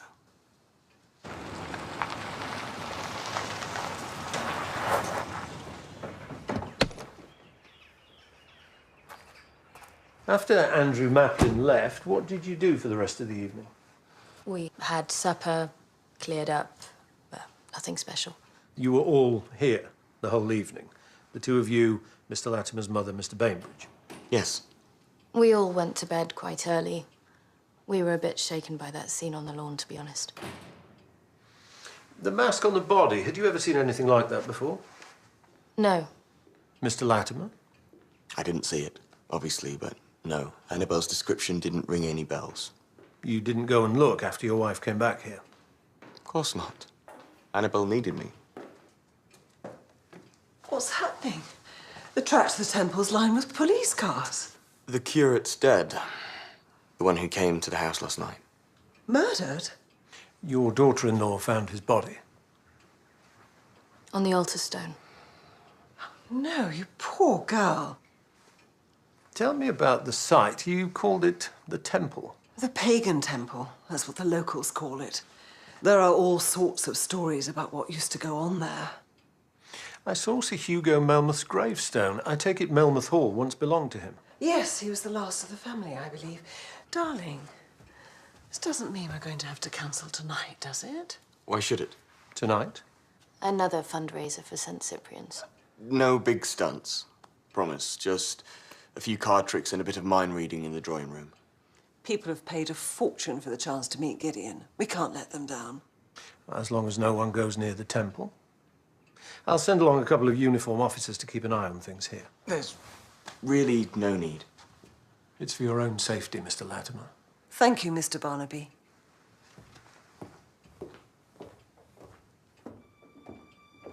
It's good of you to do so much for the church, given that you're new to Midsomer Oaks. Well, I grew up not far from here, in Midsomer Mere. My mother's keen for us to get involved in the community. Lorna Sloane can be very persuasive. I wonder, are there any books about the temple in the library here? There isn't a library. The last owner sold off the books and converted the room into a home cinema. Luckily, I'm not really interested in the past.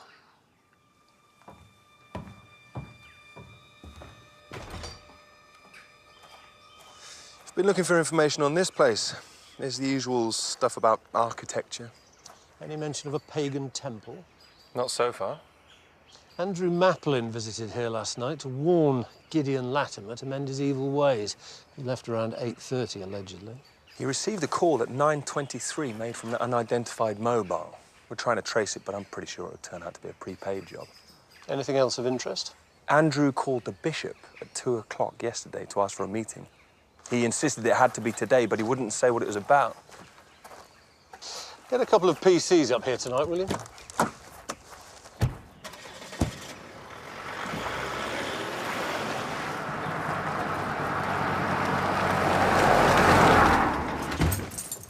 accuse Andrew Maplin of living in luxury. Andrew was no hypocrite, whatever his faults. Is it? Did you know he was seeing the bishop this morning? No. But he told me yesterday he was going to demand a meeting as a matter of urgency. What about? My many deficiencies, personal and professional. Most of them alcohol-related. You know where his body was found? Yes. Everyone in the village knew by 8 o'clock this morning. No one at Melmoth Hall could tell me much about the site, except that it was called the Pagan Temple. It was built in the 18th century by Sir Hugo Melmoth, though Midsomer Oaks is believed to have been a centre for pre-Christian worship. Sir Hugo was very interested in what he called the old ways. Pagan rituals, you mean? Did they still exist in his day? If they didn't, he probably invented them. Are there pagans active in Midsomer Oaks now? I understand they still mark the seasonal festivals in a purely symbolic way. Do you participate? No, but I don't object. Your curate did, though? Yes. And what about the bishop? If it were brought to his attention, I'm sure he'd feel obliged to take a dim view. Would you mind telling me where you were last night, say from 8:30 to 7 this morning? At home. With my wife. Thank you.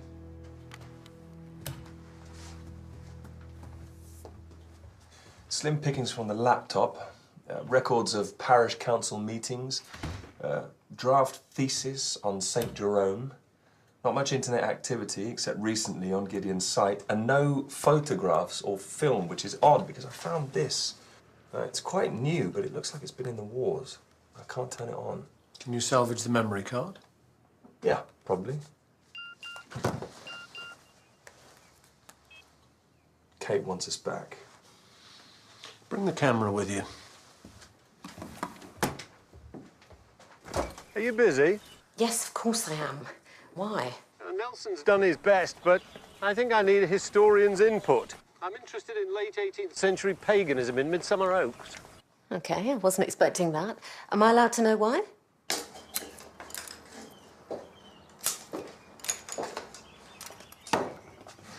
You okay? Kind of.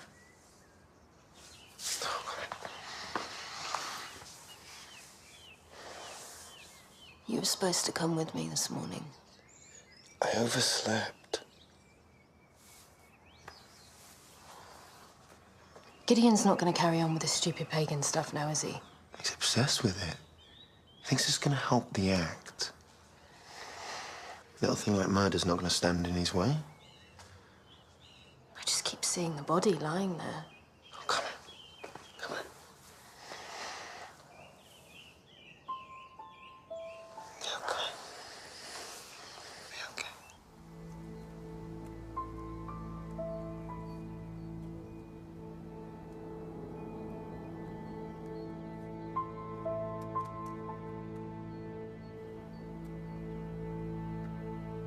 He was already dead when he was wrapped up. The knife entered the heart and penetrated the right ventricle. So whoever shrouded him afterwards had to work around the knife? No, that's the interesting thing. There are two wounds, almost certainly made by the same weapon. The first, before he was swaddled, and the second, after. Now, it must have been obvious that he was dead, so the second one was for show. Could we borrow your computer for a few minutes, Kate? Certainly.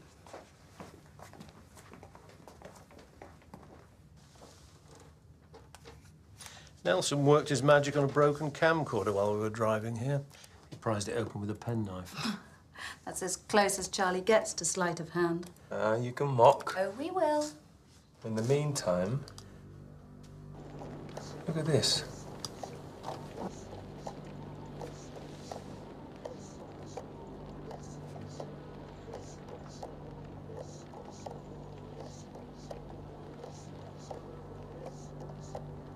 He filmed his own murder. No, look at the date. This footage was shot when Andrew Maplin was still very much alive.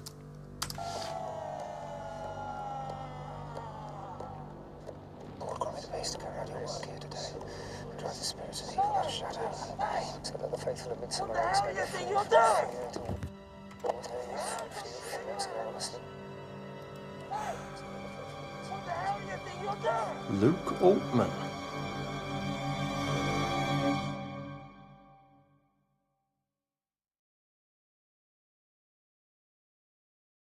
It wasn't an attack.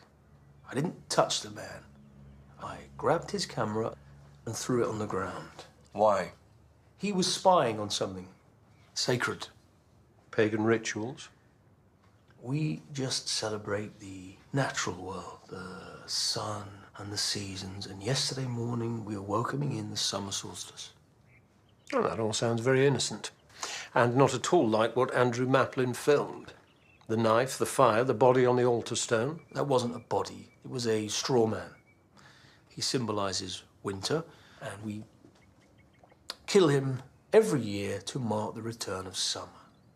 It is no sillier than what happens in church. Who's the person wearing the crown? Your leader? The high priest of Sulis. Sulis? A Celtic sun goddess, apparently. And who is the high priest? The inner circle holds a secret vote. I am not part of the inner circle.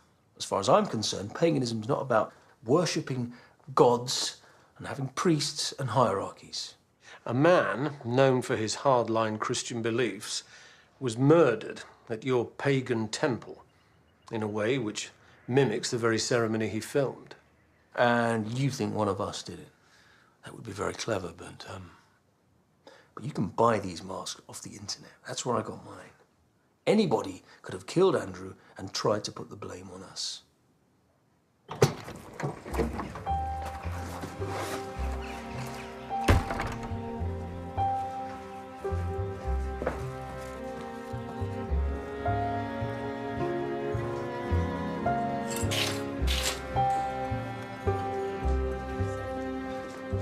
No, not there. Over there, please. So, as the guests arrive, Annabelle, Callum and I will circulate. After you make your entrance, you work this side of the room, you know, a few one-on-one tricks before you make your way to the centre. Theo, this is my show. I'll take the creative decisions. You just do the job I pay you for. You don't pay me to lie to the police. I pay you for your loyalty, which is a word that you don't It's seem only to... me. The door was opened. Just came to see how poor Annabelle was feeling after her dreadful shock. I'm fine, thank you, Mrs. Soane. Oh, well, I see everything is in train for tonight. Jolly good. So tell me what you have planned. And give away our secrets? You can trust me, you know that. Can we? Of course we trust you, Mrs. Soane. We don't share the tricks of our trade with anyone. Tricks? I'm disappointed, Gideon. I thought your magic was real. I'm not sure about tomorrow night. Not after... We must. Oh, no, the place is crawling with police. You're playing with fire. That's the idea, isn't it?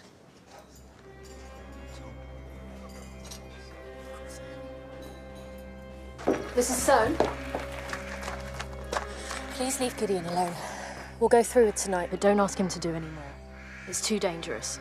He's not doing any of this for me. He's doing it for St. Cyprian's. Gideon couldn't give a toss for St. Cyprian's. And I don't believe you do either. You had a nasty shock this morning. Why don't you go and lie down?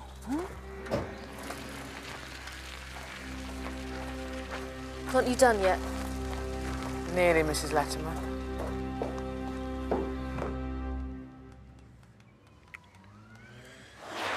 I forwarded the footage to the tech department and asked them to blow up as many shots of individuals as they can. The leaves on Luke's mask were made of leather. The ones on Andrew's are real. There was another difference too, did you notice? Andrew's mask didn't have an opening for the mouth. And now he's been silenced.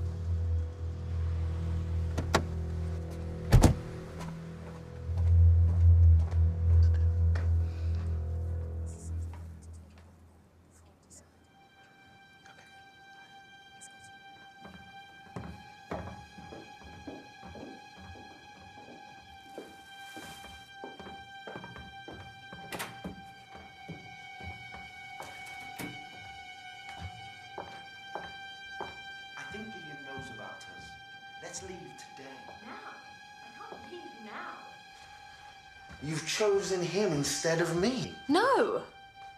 I still want to be with you, but I don't want to hurt him. He's hurt you often enough. That's not fair. I can't leave Gideon while someone might be trying to kill him. Look, I better go.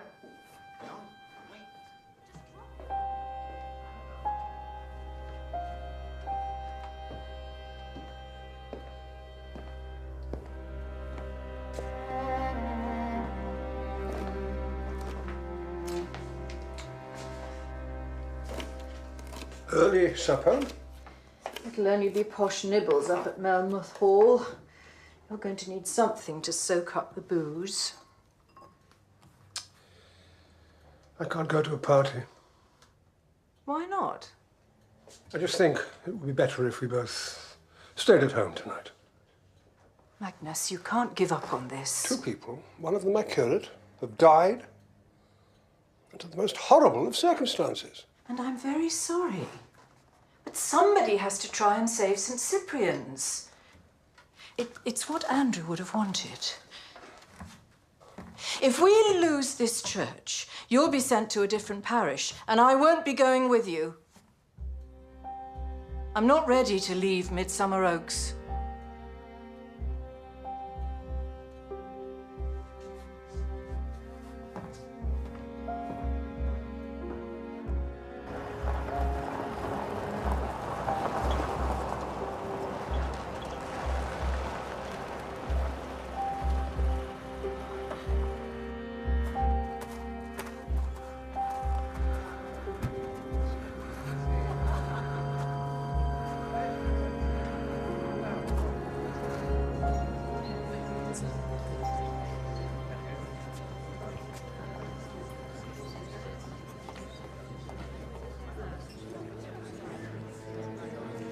Good evening, ladies and gentlemen.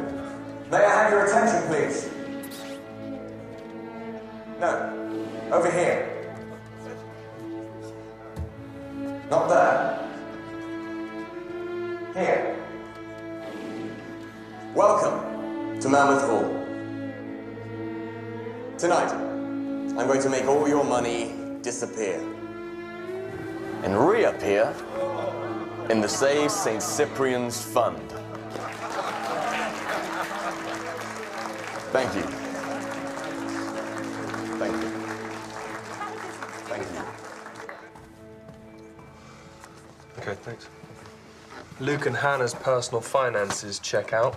They certainly weren't siphoning any money from the business, and there's no sign of any other source of income. Tech have just sent over a file. They say the quality's not great.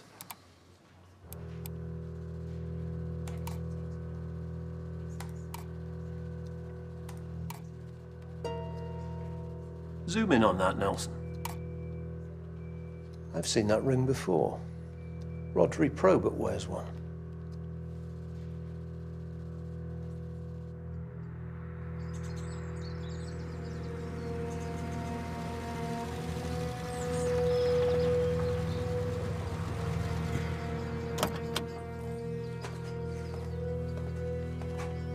Good evening, Mr. Probert. Why didn't you tell us about this before? You didn't ask. I'm sure you heard about the circumstances in which Andrew Maplin's body was found. Why didn't you come forward then? Mr. Probert, you were present when your former lover was killed, and now a man caught filming your solstice ceremony has also been murdered. I suggest you start talking, either here or at the station. You can begin by telling us about the High Priest of Sulis. Hannah wanted it, see? The High Priesthood. So did I. If you'd like to shuffle the deck. Oh, not something I'm terribly accomplished at. It's fine, I understand. There we are. Thank you.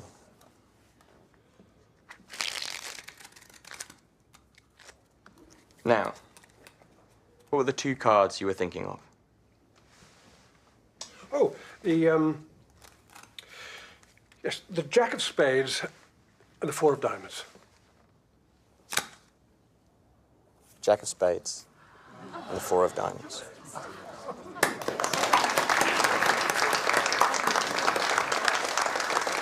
How do you do that?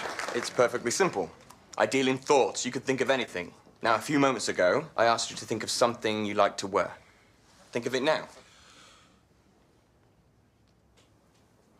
I'm sensing something beginning with J. No? G. Something green. It's something that goes on your head. A hat. A green hat. His old green fishing hat is quite revolting. Now, I asked you to think of something that you fear. Think of it now. I'm not getting anything. There was something you feared, wasn't there? Until very recently. But you don't anymore.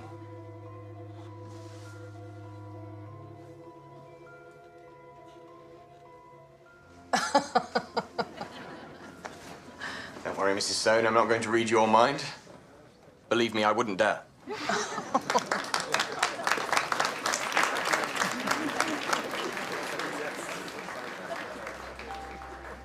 Luke and some of the others didn't approve. Hannah was excited by the idea, and so was I, to be honest. But I changed my mind a few days before. Why was that? Hannah said if I didn't stand down and vote for her, she'd tell Elsa what happened between us. She was blackmailing you, in effect. How did you react? Well, I wasn't thrilled, obviously. Did you think she'd carry out her threat? You could never tell with Hannah. I wasn't about to lose everything over a stupid title. 12 magicians have lost their lives performing this next feat.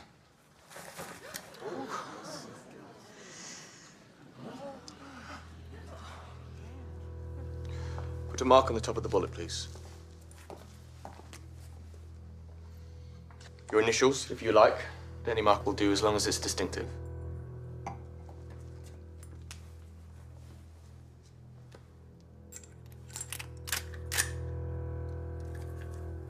Are you a good shot, Lorna? Better than average. Well, that's a relief. Now, forget about the glass. Aim at my mouth. I'm going to catch the bullet between my teeth. All of you are witnesses. If any harm comes to me, Lorna Stone is not to be held responsible.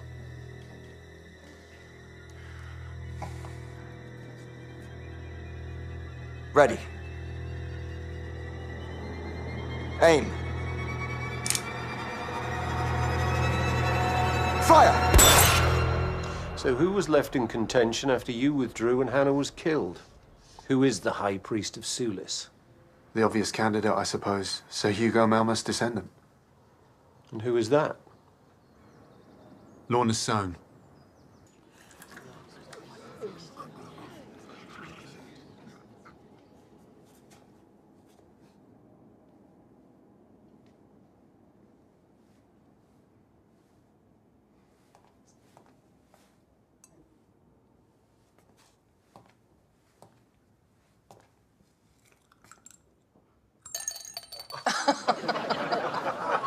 If you'd like to confirm that's the mark you made.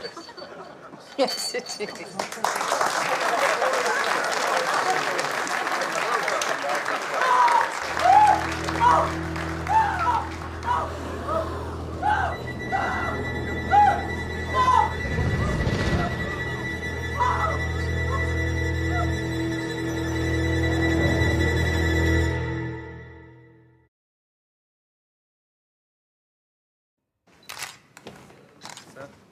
Thanks.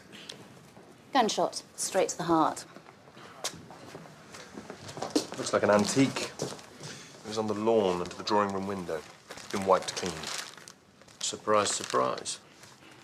Time of death, with the usual caveats, of course. Up to 30 minutes before she was found, though it might have been less. You delivered the flowers for the party this afternoon. Why did you come back to the house? I owed it to Andrew. To carry on his fight against Gideon? against sorcery. I was watching while they were getting the room ready, and I realized how the mirror worked. I wanted everyone to know how easily they were being fooled. How did you get in? Through the kitchen. The room behind the mirror is completely dark. I felt my way to the switch and flipped it.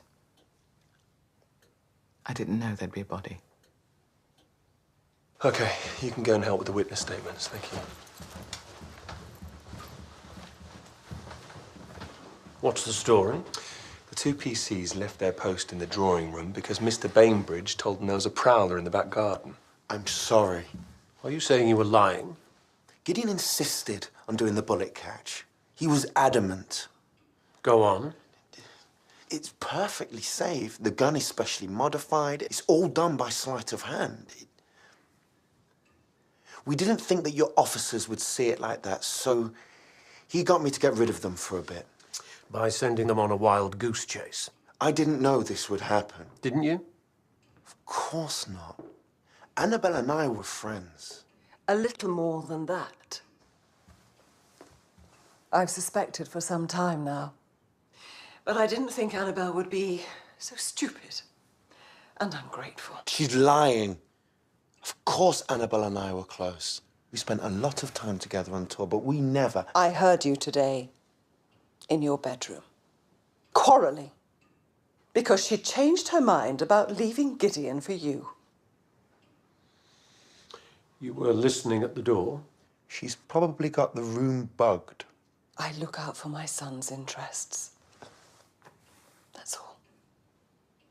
Thank you, Mrs. Latimer.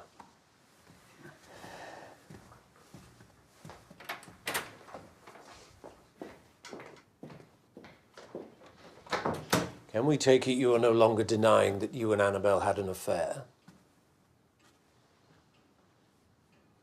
Why did she change her mind? She was worried about Gideon. He was convinced he was the one meant to die at the church, and Annabelle half believed him. You didn't. Gideon always has to be the centre of attention. Annabelle was rattled by Andrew Maplin's threats too, and she thought the pagan stuff was dangerous. Is Gideon involved in that? He thinks the act needs a new angle. He went to the solstice celebration at the temple, and there's something else tomorrow, an escapology stunt, I think, but he's been cagey about the details. I thought you were privy to everything. Not since we came to Midsomer Oaks.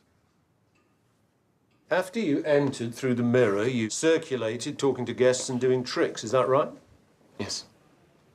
Why did you choose Magnus and Lorna Sohn as subjects? They're well known in the community. People like to see authority figures put at a disadvantage. You went straight from one to the other in full sight of everyone in the room? Yes. Everyone who's here will confirm that. How does the mirror illusion work? It's quite technical. Lights, hidden panels. Theo will show you. But someone, or more than one person, can be behind the mirror for any length of time without being seen on the other side, as long as the lights are off, right? Naturally. That's his function. Before embarking on your routine with Mrs. Sohn, did you notice if your wife was in the room? It was Annabelle's job to be aware of me, not mine to look out for her. Sorry if that sounds arrogant. It's just the way it was. I'm not sure. Why does it matter? Because there's a possibility that Annabelle was dead before Mr. Latimer made his entrance. What are you implying? He's saying that anyone could have killed Annabelle, including you, or me, or Gideon. Don't you dare! Mrs. Latimer, please. Do any of you recognize this gun? Yes, it's the one that Gideon used for the bullet catch. No, it isn't. The wood on the handle's much darker. Look. The stun gun's in my study. May we see it, please?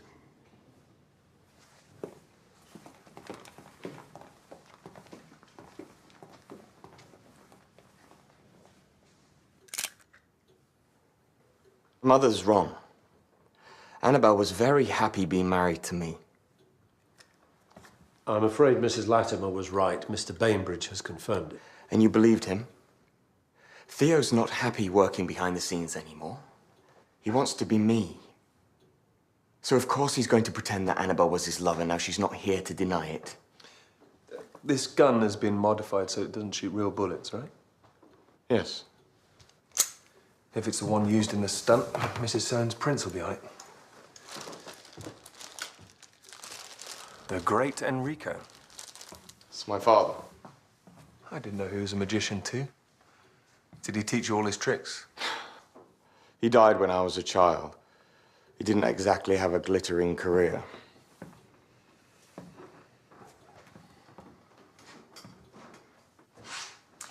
Sir Hugo? Yes. It came with the house.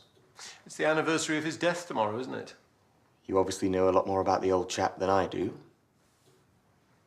The date is on his grave.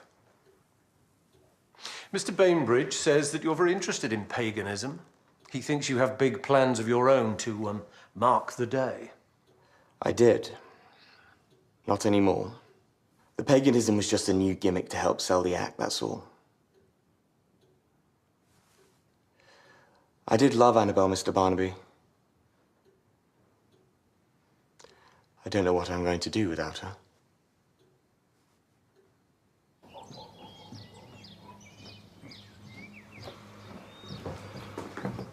I didn't hear you get up. Yeah, Betty woke at 5. Once I'd settled her back down, I thought I might as well stay up and tell you what I'd found out about Midsummer Oaks and your friend Sir Hugo. Somehow, I don't think we'd have been chums even if I'd lived 200 years ago. Well, there's not much, I'm afraid. Not even in the local Historical Society archives. It seems Sir Hugo was a little eccentric and held some rather unusual views on religion, but other than that, he was a model landlord and landowner. That sounds like the official version. Yeah, listen to this bit, though. The exact circumstances of Sir Hugo's death remain unexplained, but it was widely believed that he jumped into a fire in the belief that he would be reincarnated like the phoenix. Did you say a little eccentric? So what's going on? Has Sir Hugo finally mastered the art of reincarnation? Do you think he's your killer? Not quite. No, but his pagan practices seem to be flourishing again, and not everyone is happy about it, as you can imagine. So is that what these murders have been about? I'm not sure yet. Maybe. Or maybe that's what someone wants us to think. I'd like to know the truth about Sir Hugo. Well, if anyone can tell you that, it would be Dr. Grenville. She's the lady who gave the talk the other night. Give her a call. Would you? Bye. Do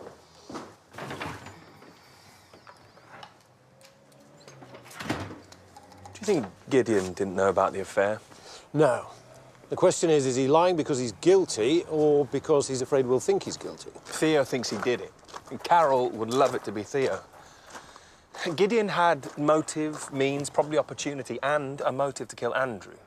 But not Hannah. We still don't have a real link between the victims and not a shred of physical evidence. Luke Altman wasn't on the guest list at Melmoth Hall last night. Not that that puts him beyond suspicion. No, you're right. Just because Theo lied about seeing an intruder doesn't mean there wasn't one.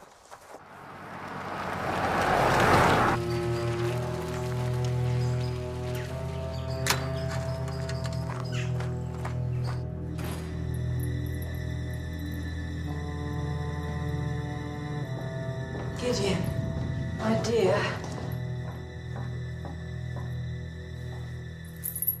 Did you sleep? Have you eaten this morning? Yes, thank you. Really, I'm fine. Good. Magnus will be up a little later, but I wanted to see you first. Because this tragedy must make no difference. Excuse me? It has to be tonight. Earth magic and fire magic combined at Midsummer. The power of the wizard harnessed to the service of the goddess. I know how much this means to you. No. It isn't about me.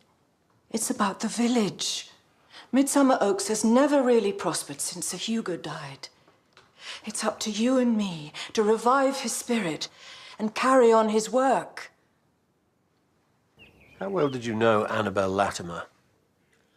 We've spoken a few times. Charming young woman. And how long have you known about your wife's involvement with the pagans? Well, she's never made a secret of it at home. In public, of course, she's discreet for my sake. Was Andrew Maplin threatening to expose her? He told me he planned to discuss it with the bishop, yes. Could you have lost your job? It's not that easy to get rid of a beneficed clergyman of the Church of England. But it wouldn't have helped the campaign to save St. Cyprian's. In any case, I fear that's a lost cause now. The bishop called this morning to say he's shutting us down. There's no such thing as a lost cause, Magnus. Mrs. Soane, I should tell you that I talked to Rodri Probert yesterday. He was very forthcoming. No reason he shouldn't be. Nothing we do is illegal. But it is highly unorthodox for a vicar's wife to lead a pagan cult, even one founded by her ancestor.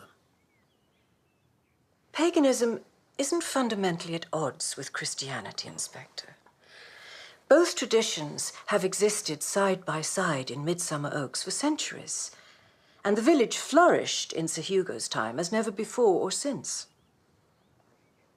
You were both present at the scene of 2 murders, and Reverend Soane has admitted that his relationship with his curate was strained, to say the least. Well, if every strained relationship between vicar and curate resulted in murder, half the clergy in England would be in prison or dead. Lorna. I'm not concerned with every strained relationship, Mrs. Soane. I'd like an account of your movements last night from the moment you arrived at Melmoth Hall. As precise as possible, please.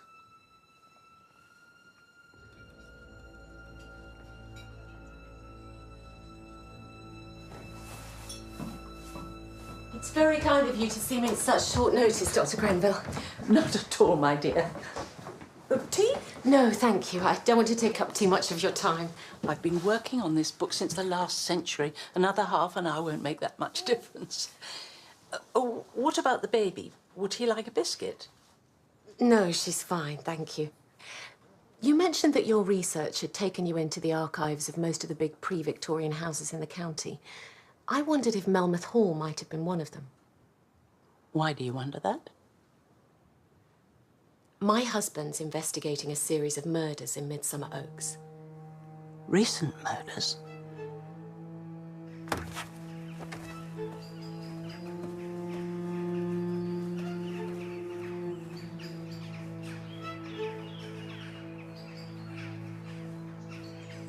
Fine, thanks. If you can send the report through as soon as you can. Okay. Lorna Soane's prints are on the stunt gun, so are Gideon's and Theo's, but no one else's. Ballistics say the real gun was fired once with the silencer. Now, all the victims had some kind of dispute with Lorna Soane. But I think we're missing something, another link between them. Sir, I wasn't having any luck finding Luke's birth certificate, so I ran a check on his fingerprints. Luke Altman's real name is Seth Farringdale. And? He was convicted of manslaughter when he was 13 years old.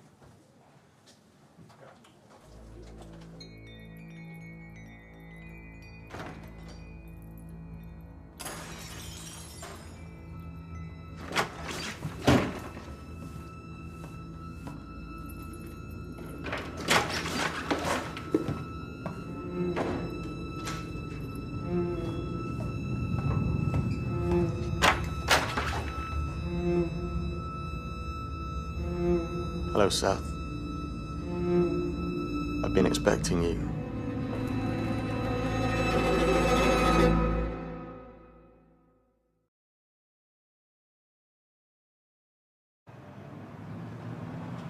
Young Seth was messing around with fireworks in an abandoned small holding outside Midsomer Mere when an outbuilding caught fire.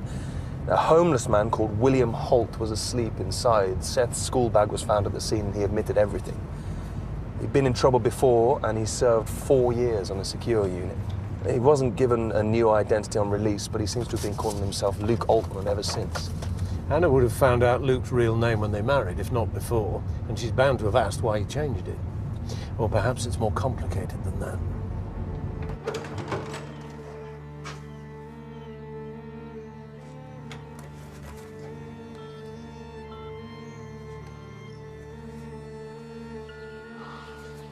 This is Rodri. Please leave a message. Rodri, where are you? I'm frightened. You promised me nothing was going to happen tonight.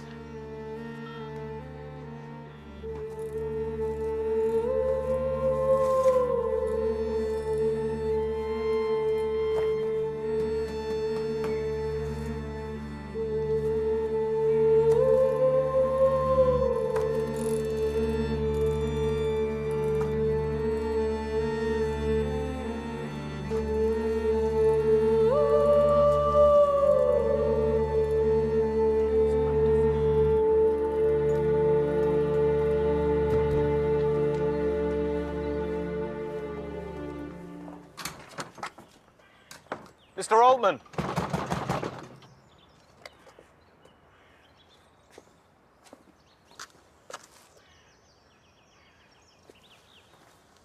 Shall I start a search for him? Yes, put out a call to uniform. I want to look at the scene of the crime. Which one? We've got 3. Oh, 4, in fact. At the moment, I'm interested in the first one. The one that I think all this has been about.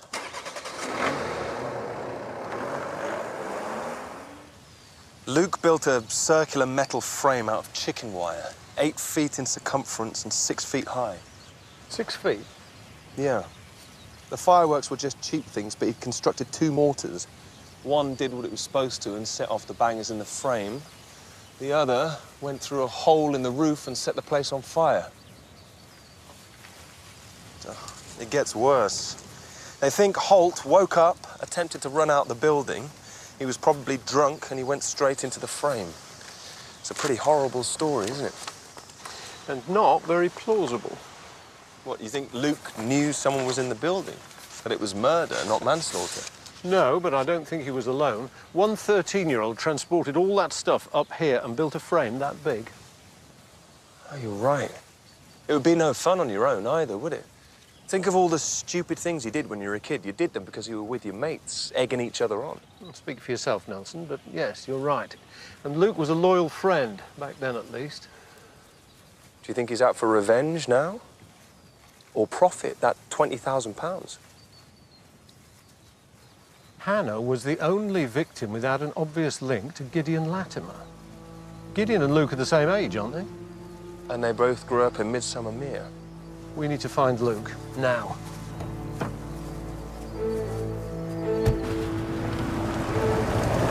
It wasn't just whiskey that made me sleep through those nights when you went creeping out to your temple, was it?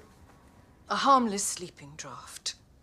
I thought you'd be happier in ignorance. I pretended to Inspector Barnaby that I knew all along, but I didn't suspect anything until Andrew told me the day he was murdered. And what really hurt is that he seemed almost sorry for me. I don't know you anymore, Lorna. All this high priestess nonsense. Have you told Gregory it's nonsense for him to call himself bishop? Believe me, I've been tempted. I can make a joke out of most things, Lorna, but not this. I'm warning you, don't go out tonight. This has to stop, now! Or what? Don't push me, Lorna.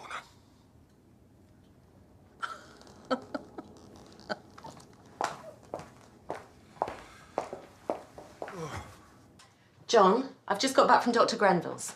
Sir Hugo Melmoth didn't set fire to himself. The villagers trapped him and threw him into the flames, and I don't blame them. He wasn't the harmless eccentric that we've been hearing about. Thanks for that. Kiss Betty for me.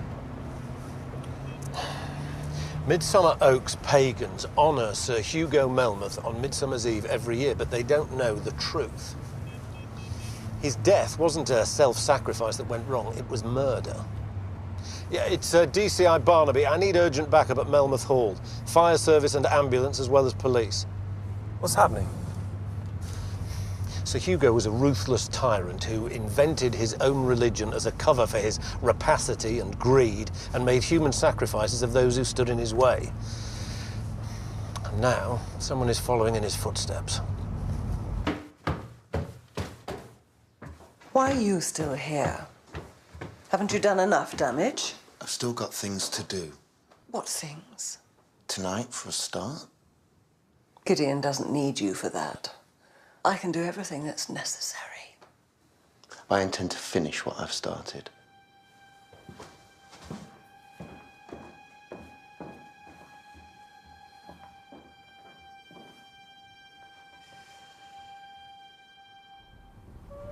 This is Midsummer Eve.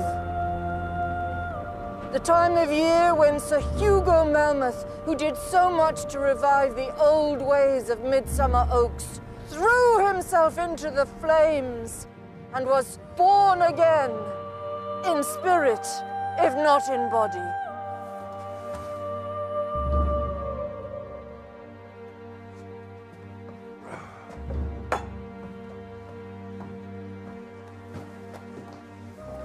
Every year we mark his sacrifice, but tonight we are going to recreate it with a new phoenix who will be consumed by the fire and then rise again from the ashes.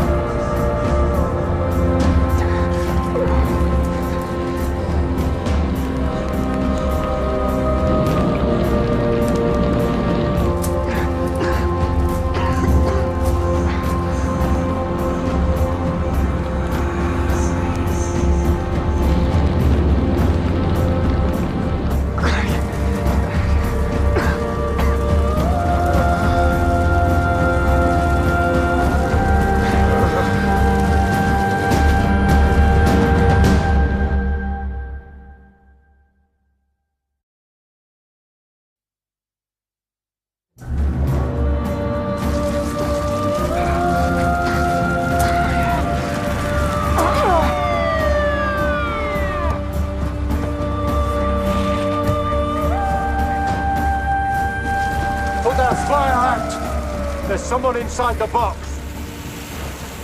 Of course there is. It's Gideon. It's perfectly safe. He's not really in there. You're exceeding your authority here.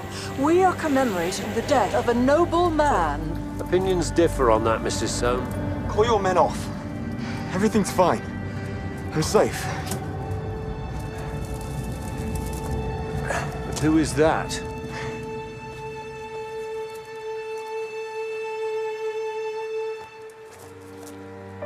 It's Luke Altman, sir. He's still alive.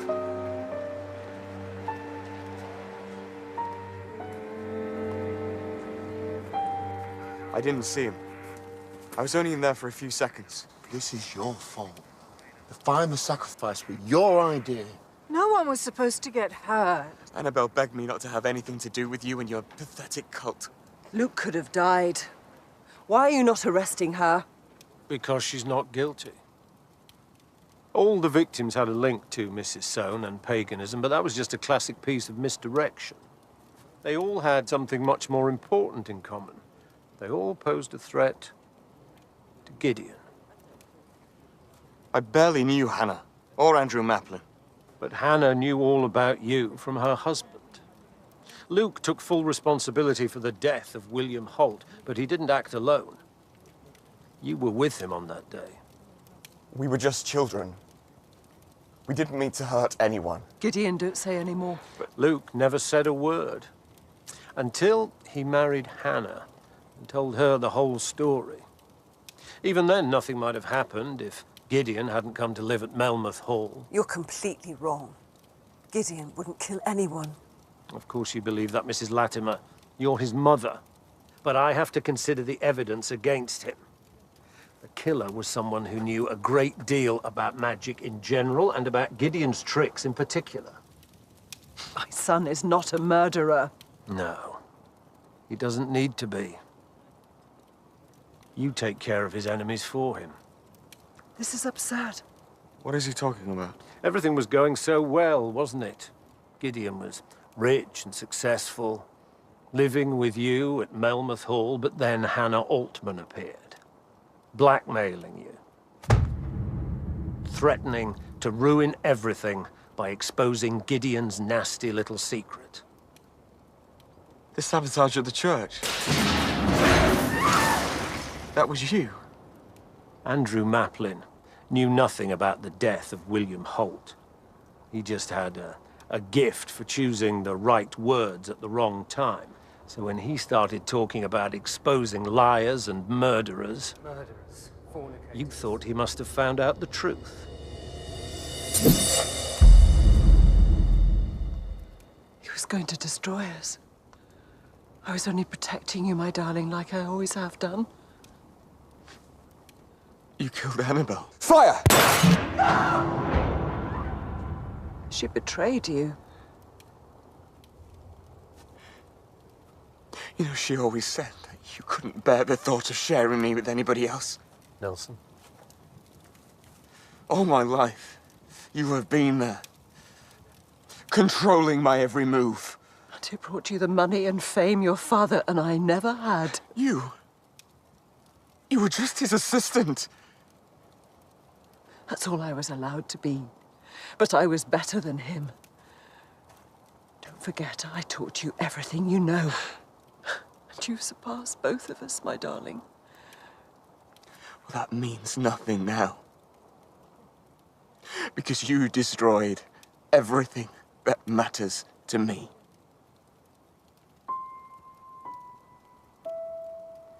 It's all finished. It's done.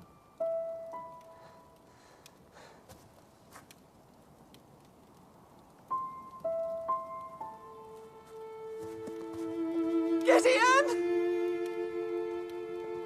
Gideon!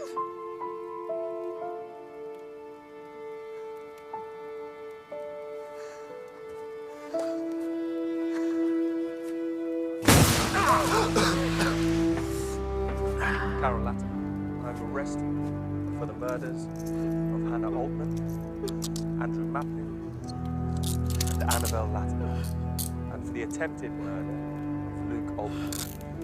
You do not have to say anything, but whatever you do say will be given in evidence. She's all packed up. We watch face. Inspector Barnaby, somebody said you'd arrested a woman. Carol Latimer. Magnus, take me home. Mrs. Soane, I believe this is yours. Before you celebrate Sir Hugo's sacrifice again next year, might I suggest you get in touch with Dr. Dorothea Grenville? Lorna and I will be leaving Midsomer Oaks long before then, Mr. Barnaby. We both need to make a fresh start.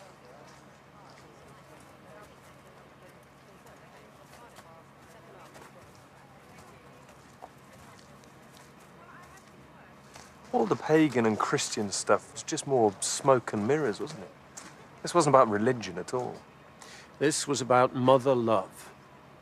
That can be as powerful as any religion. On the whole, Nelson, I'm glad your parents didn't encourage you to pursue a career in magic. It's never too late for a change of direction, sir. Oh, at last, I thought you'd vanished into a puff of smoke. Right, I've got a really good trick for you. Oh, please. I'm going to make a bottle of beer disappear. Oh, that's easy. Go on, John. Okay.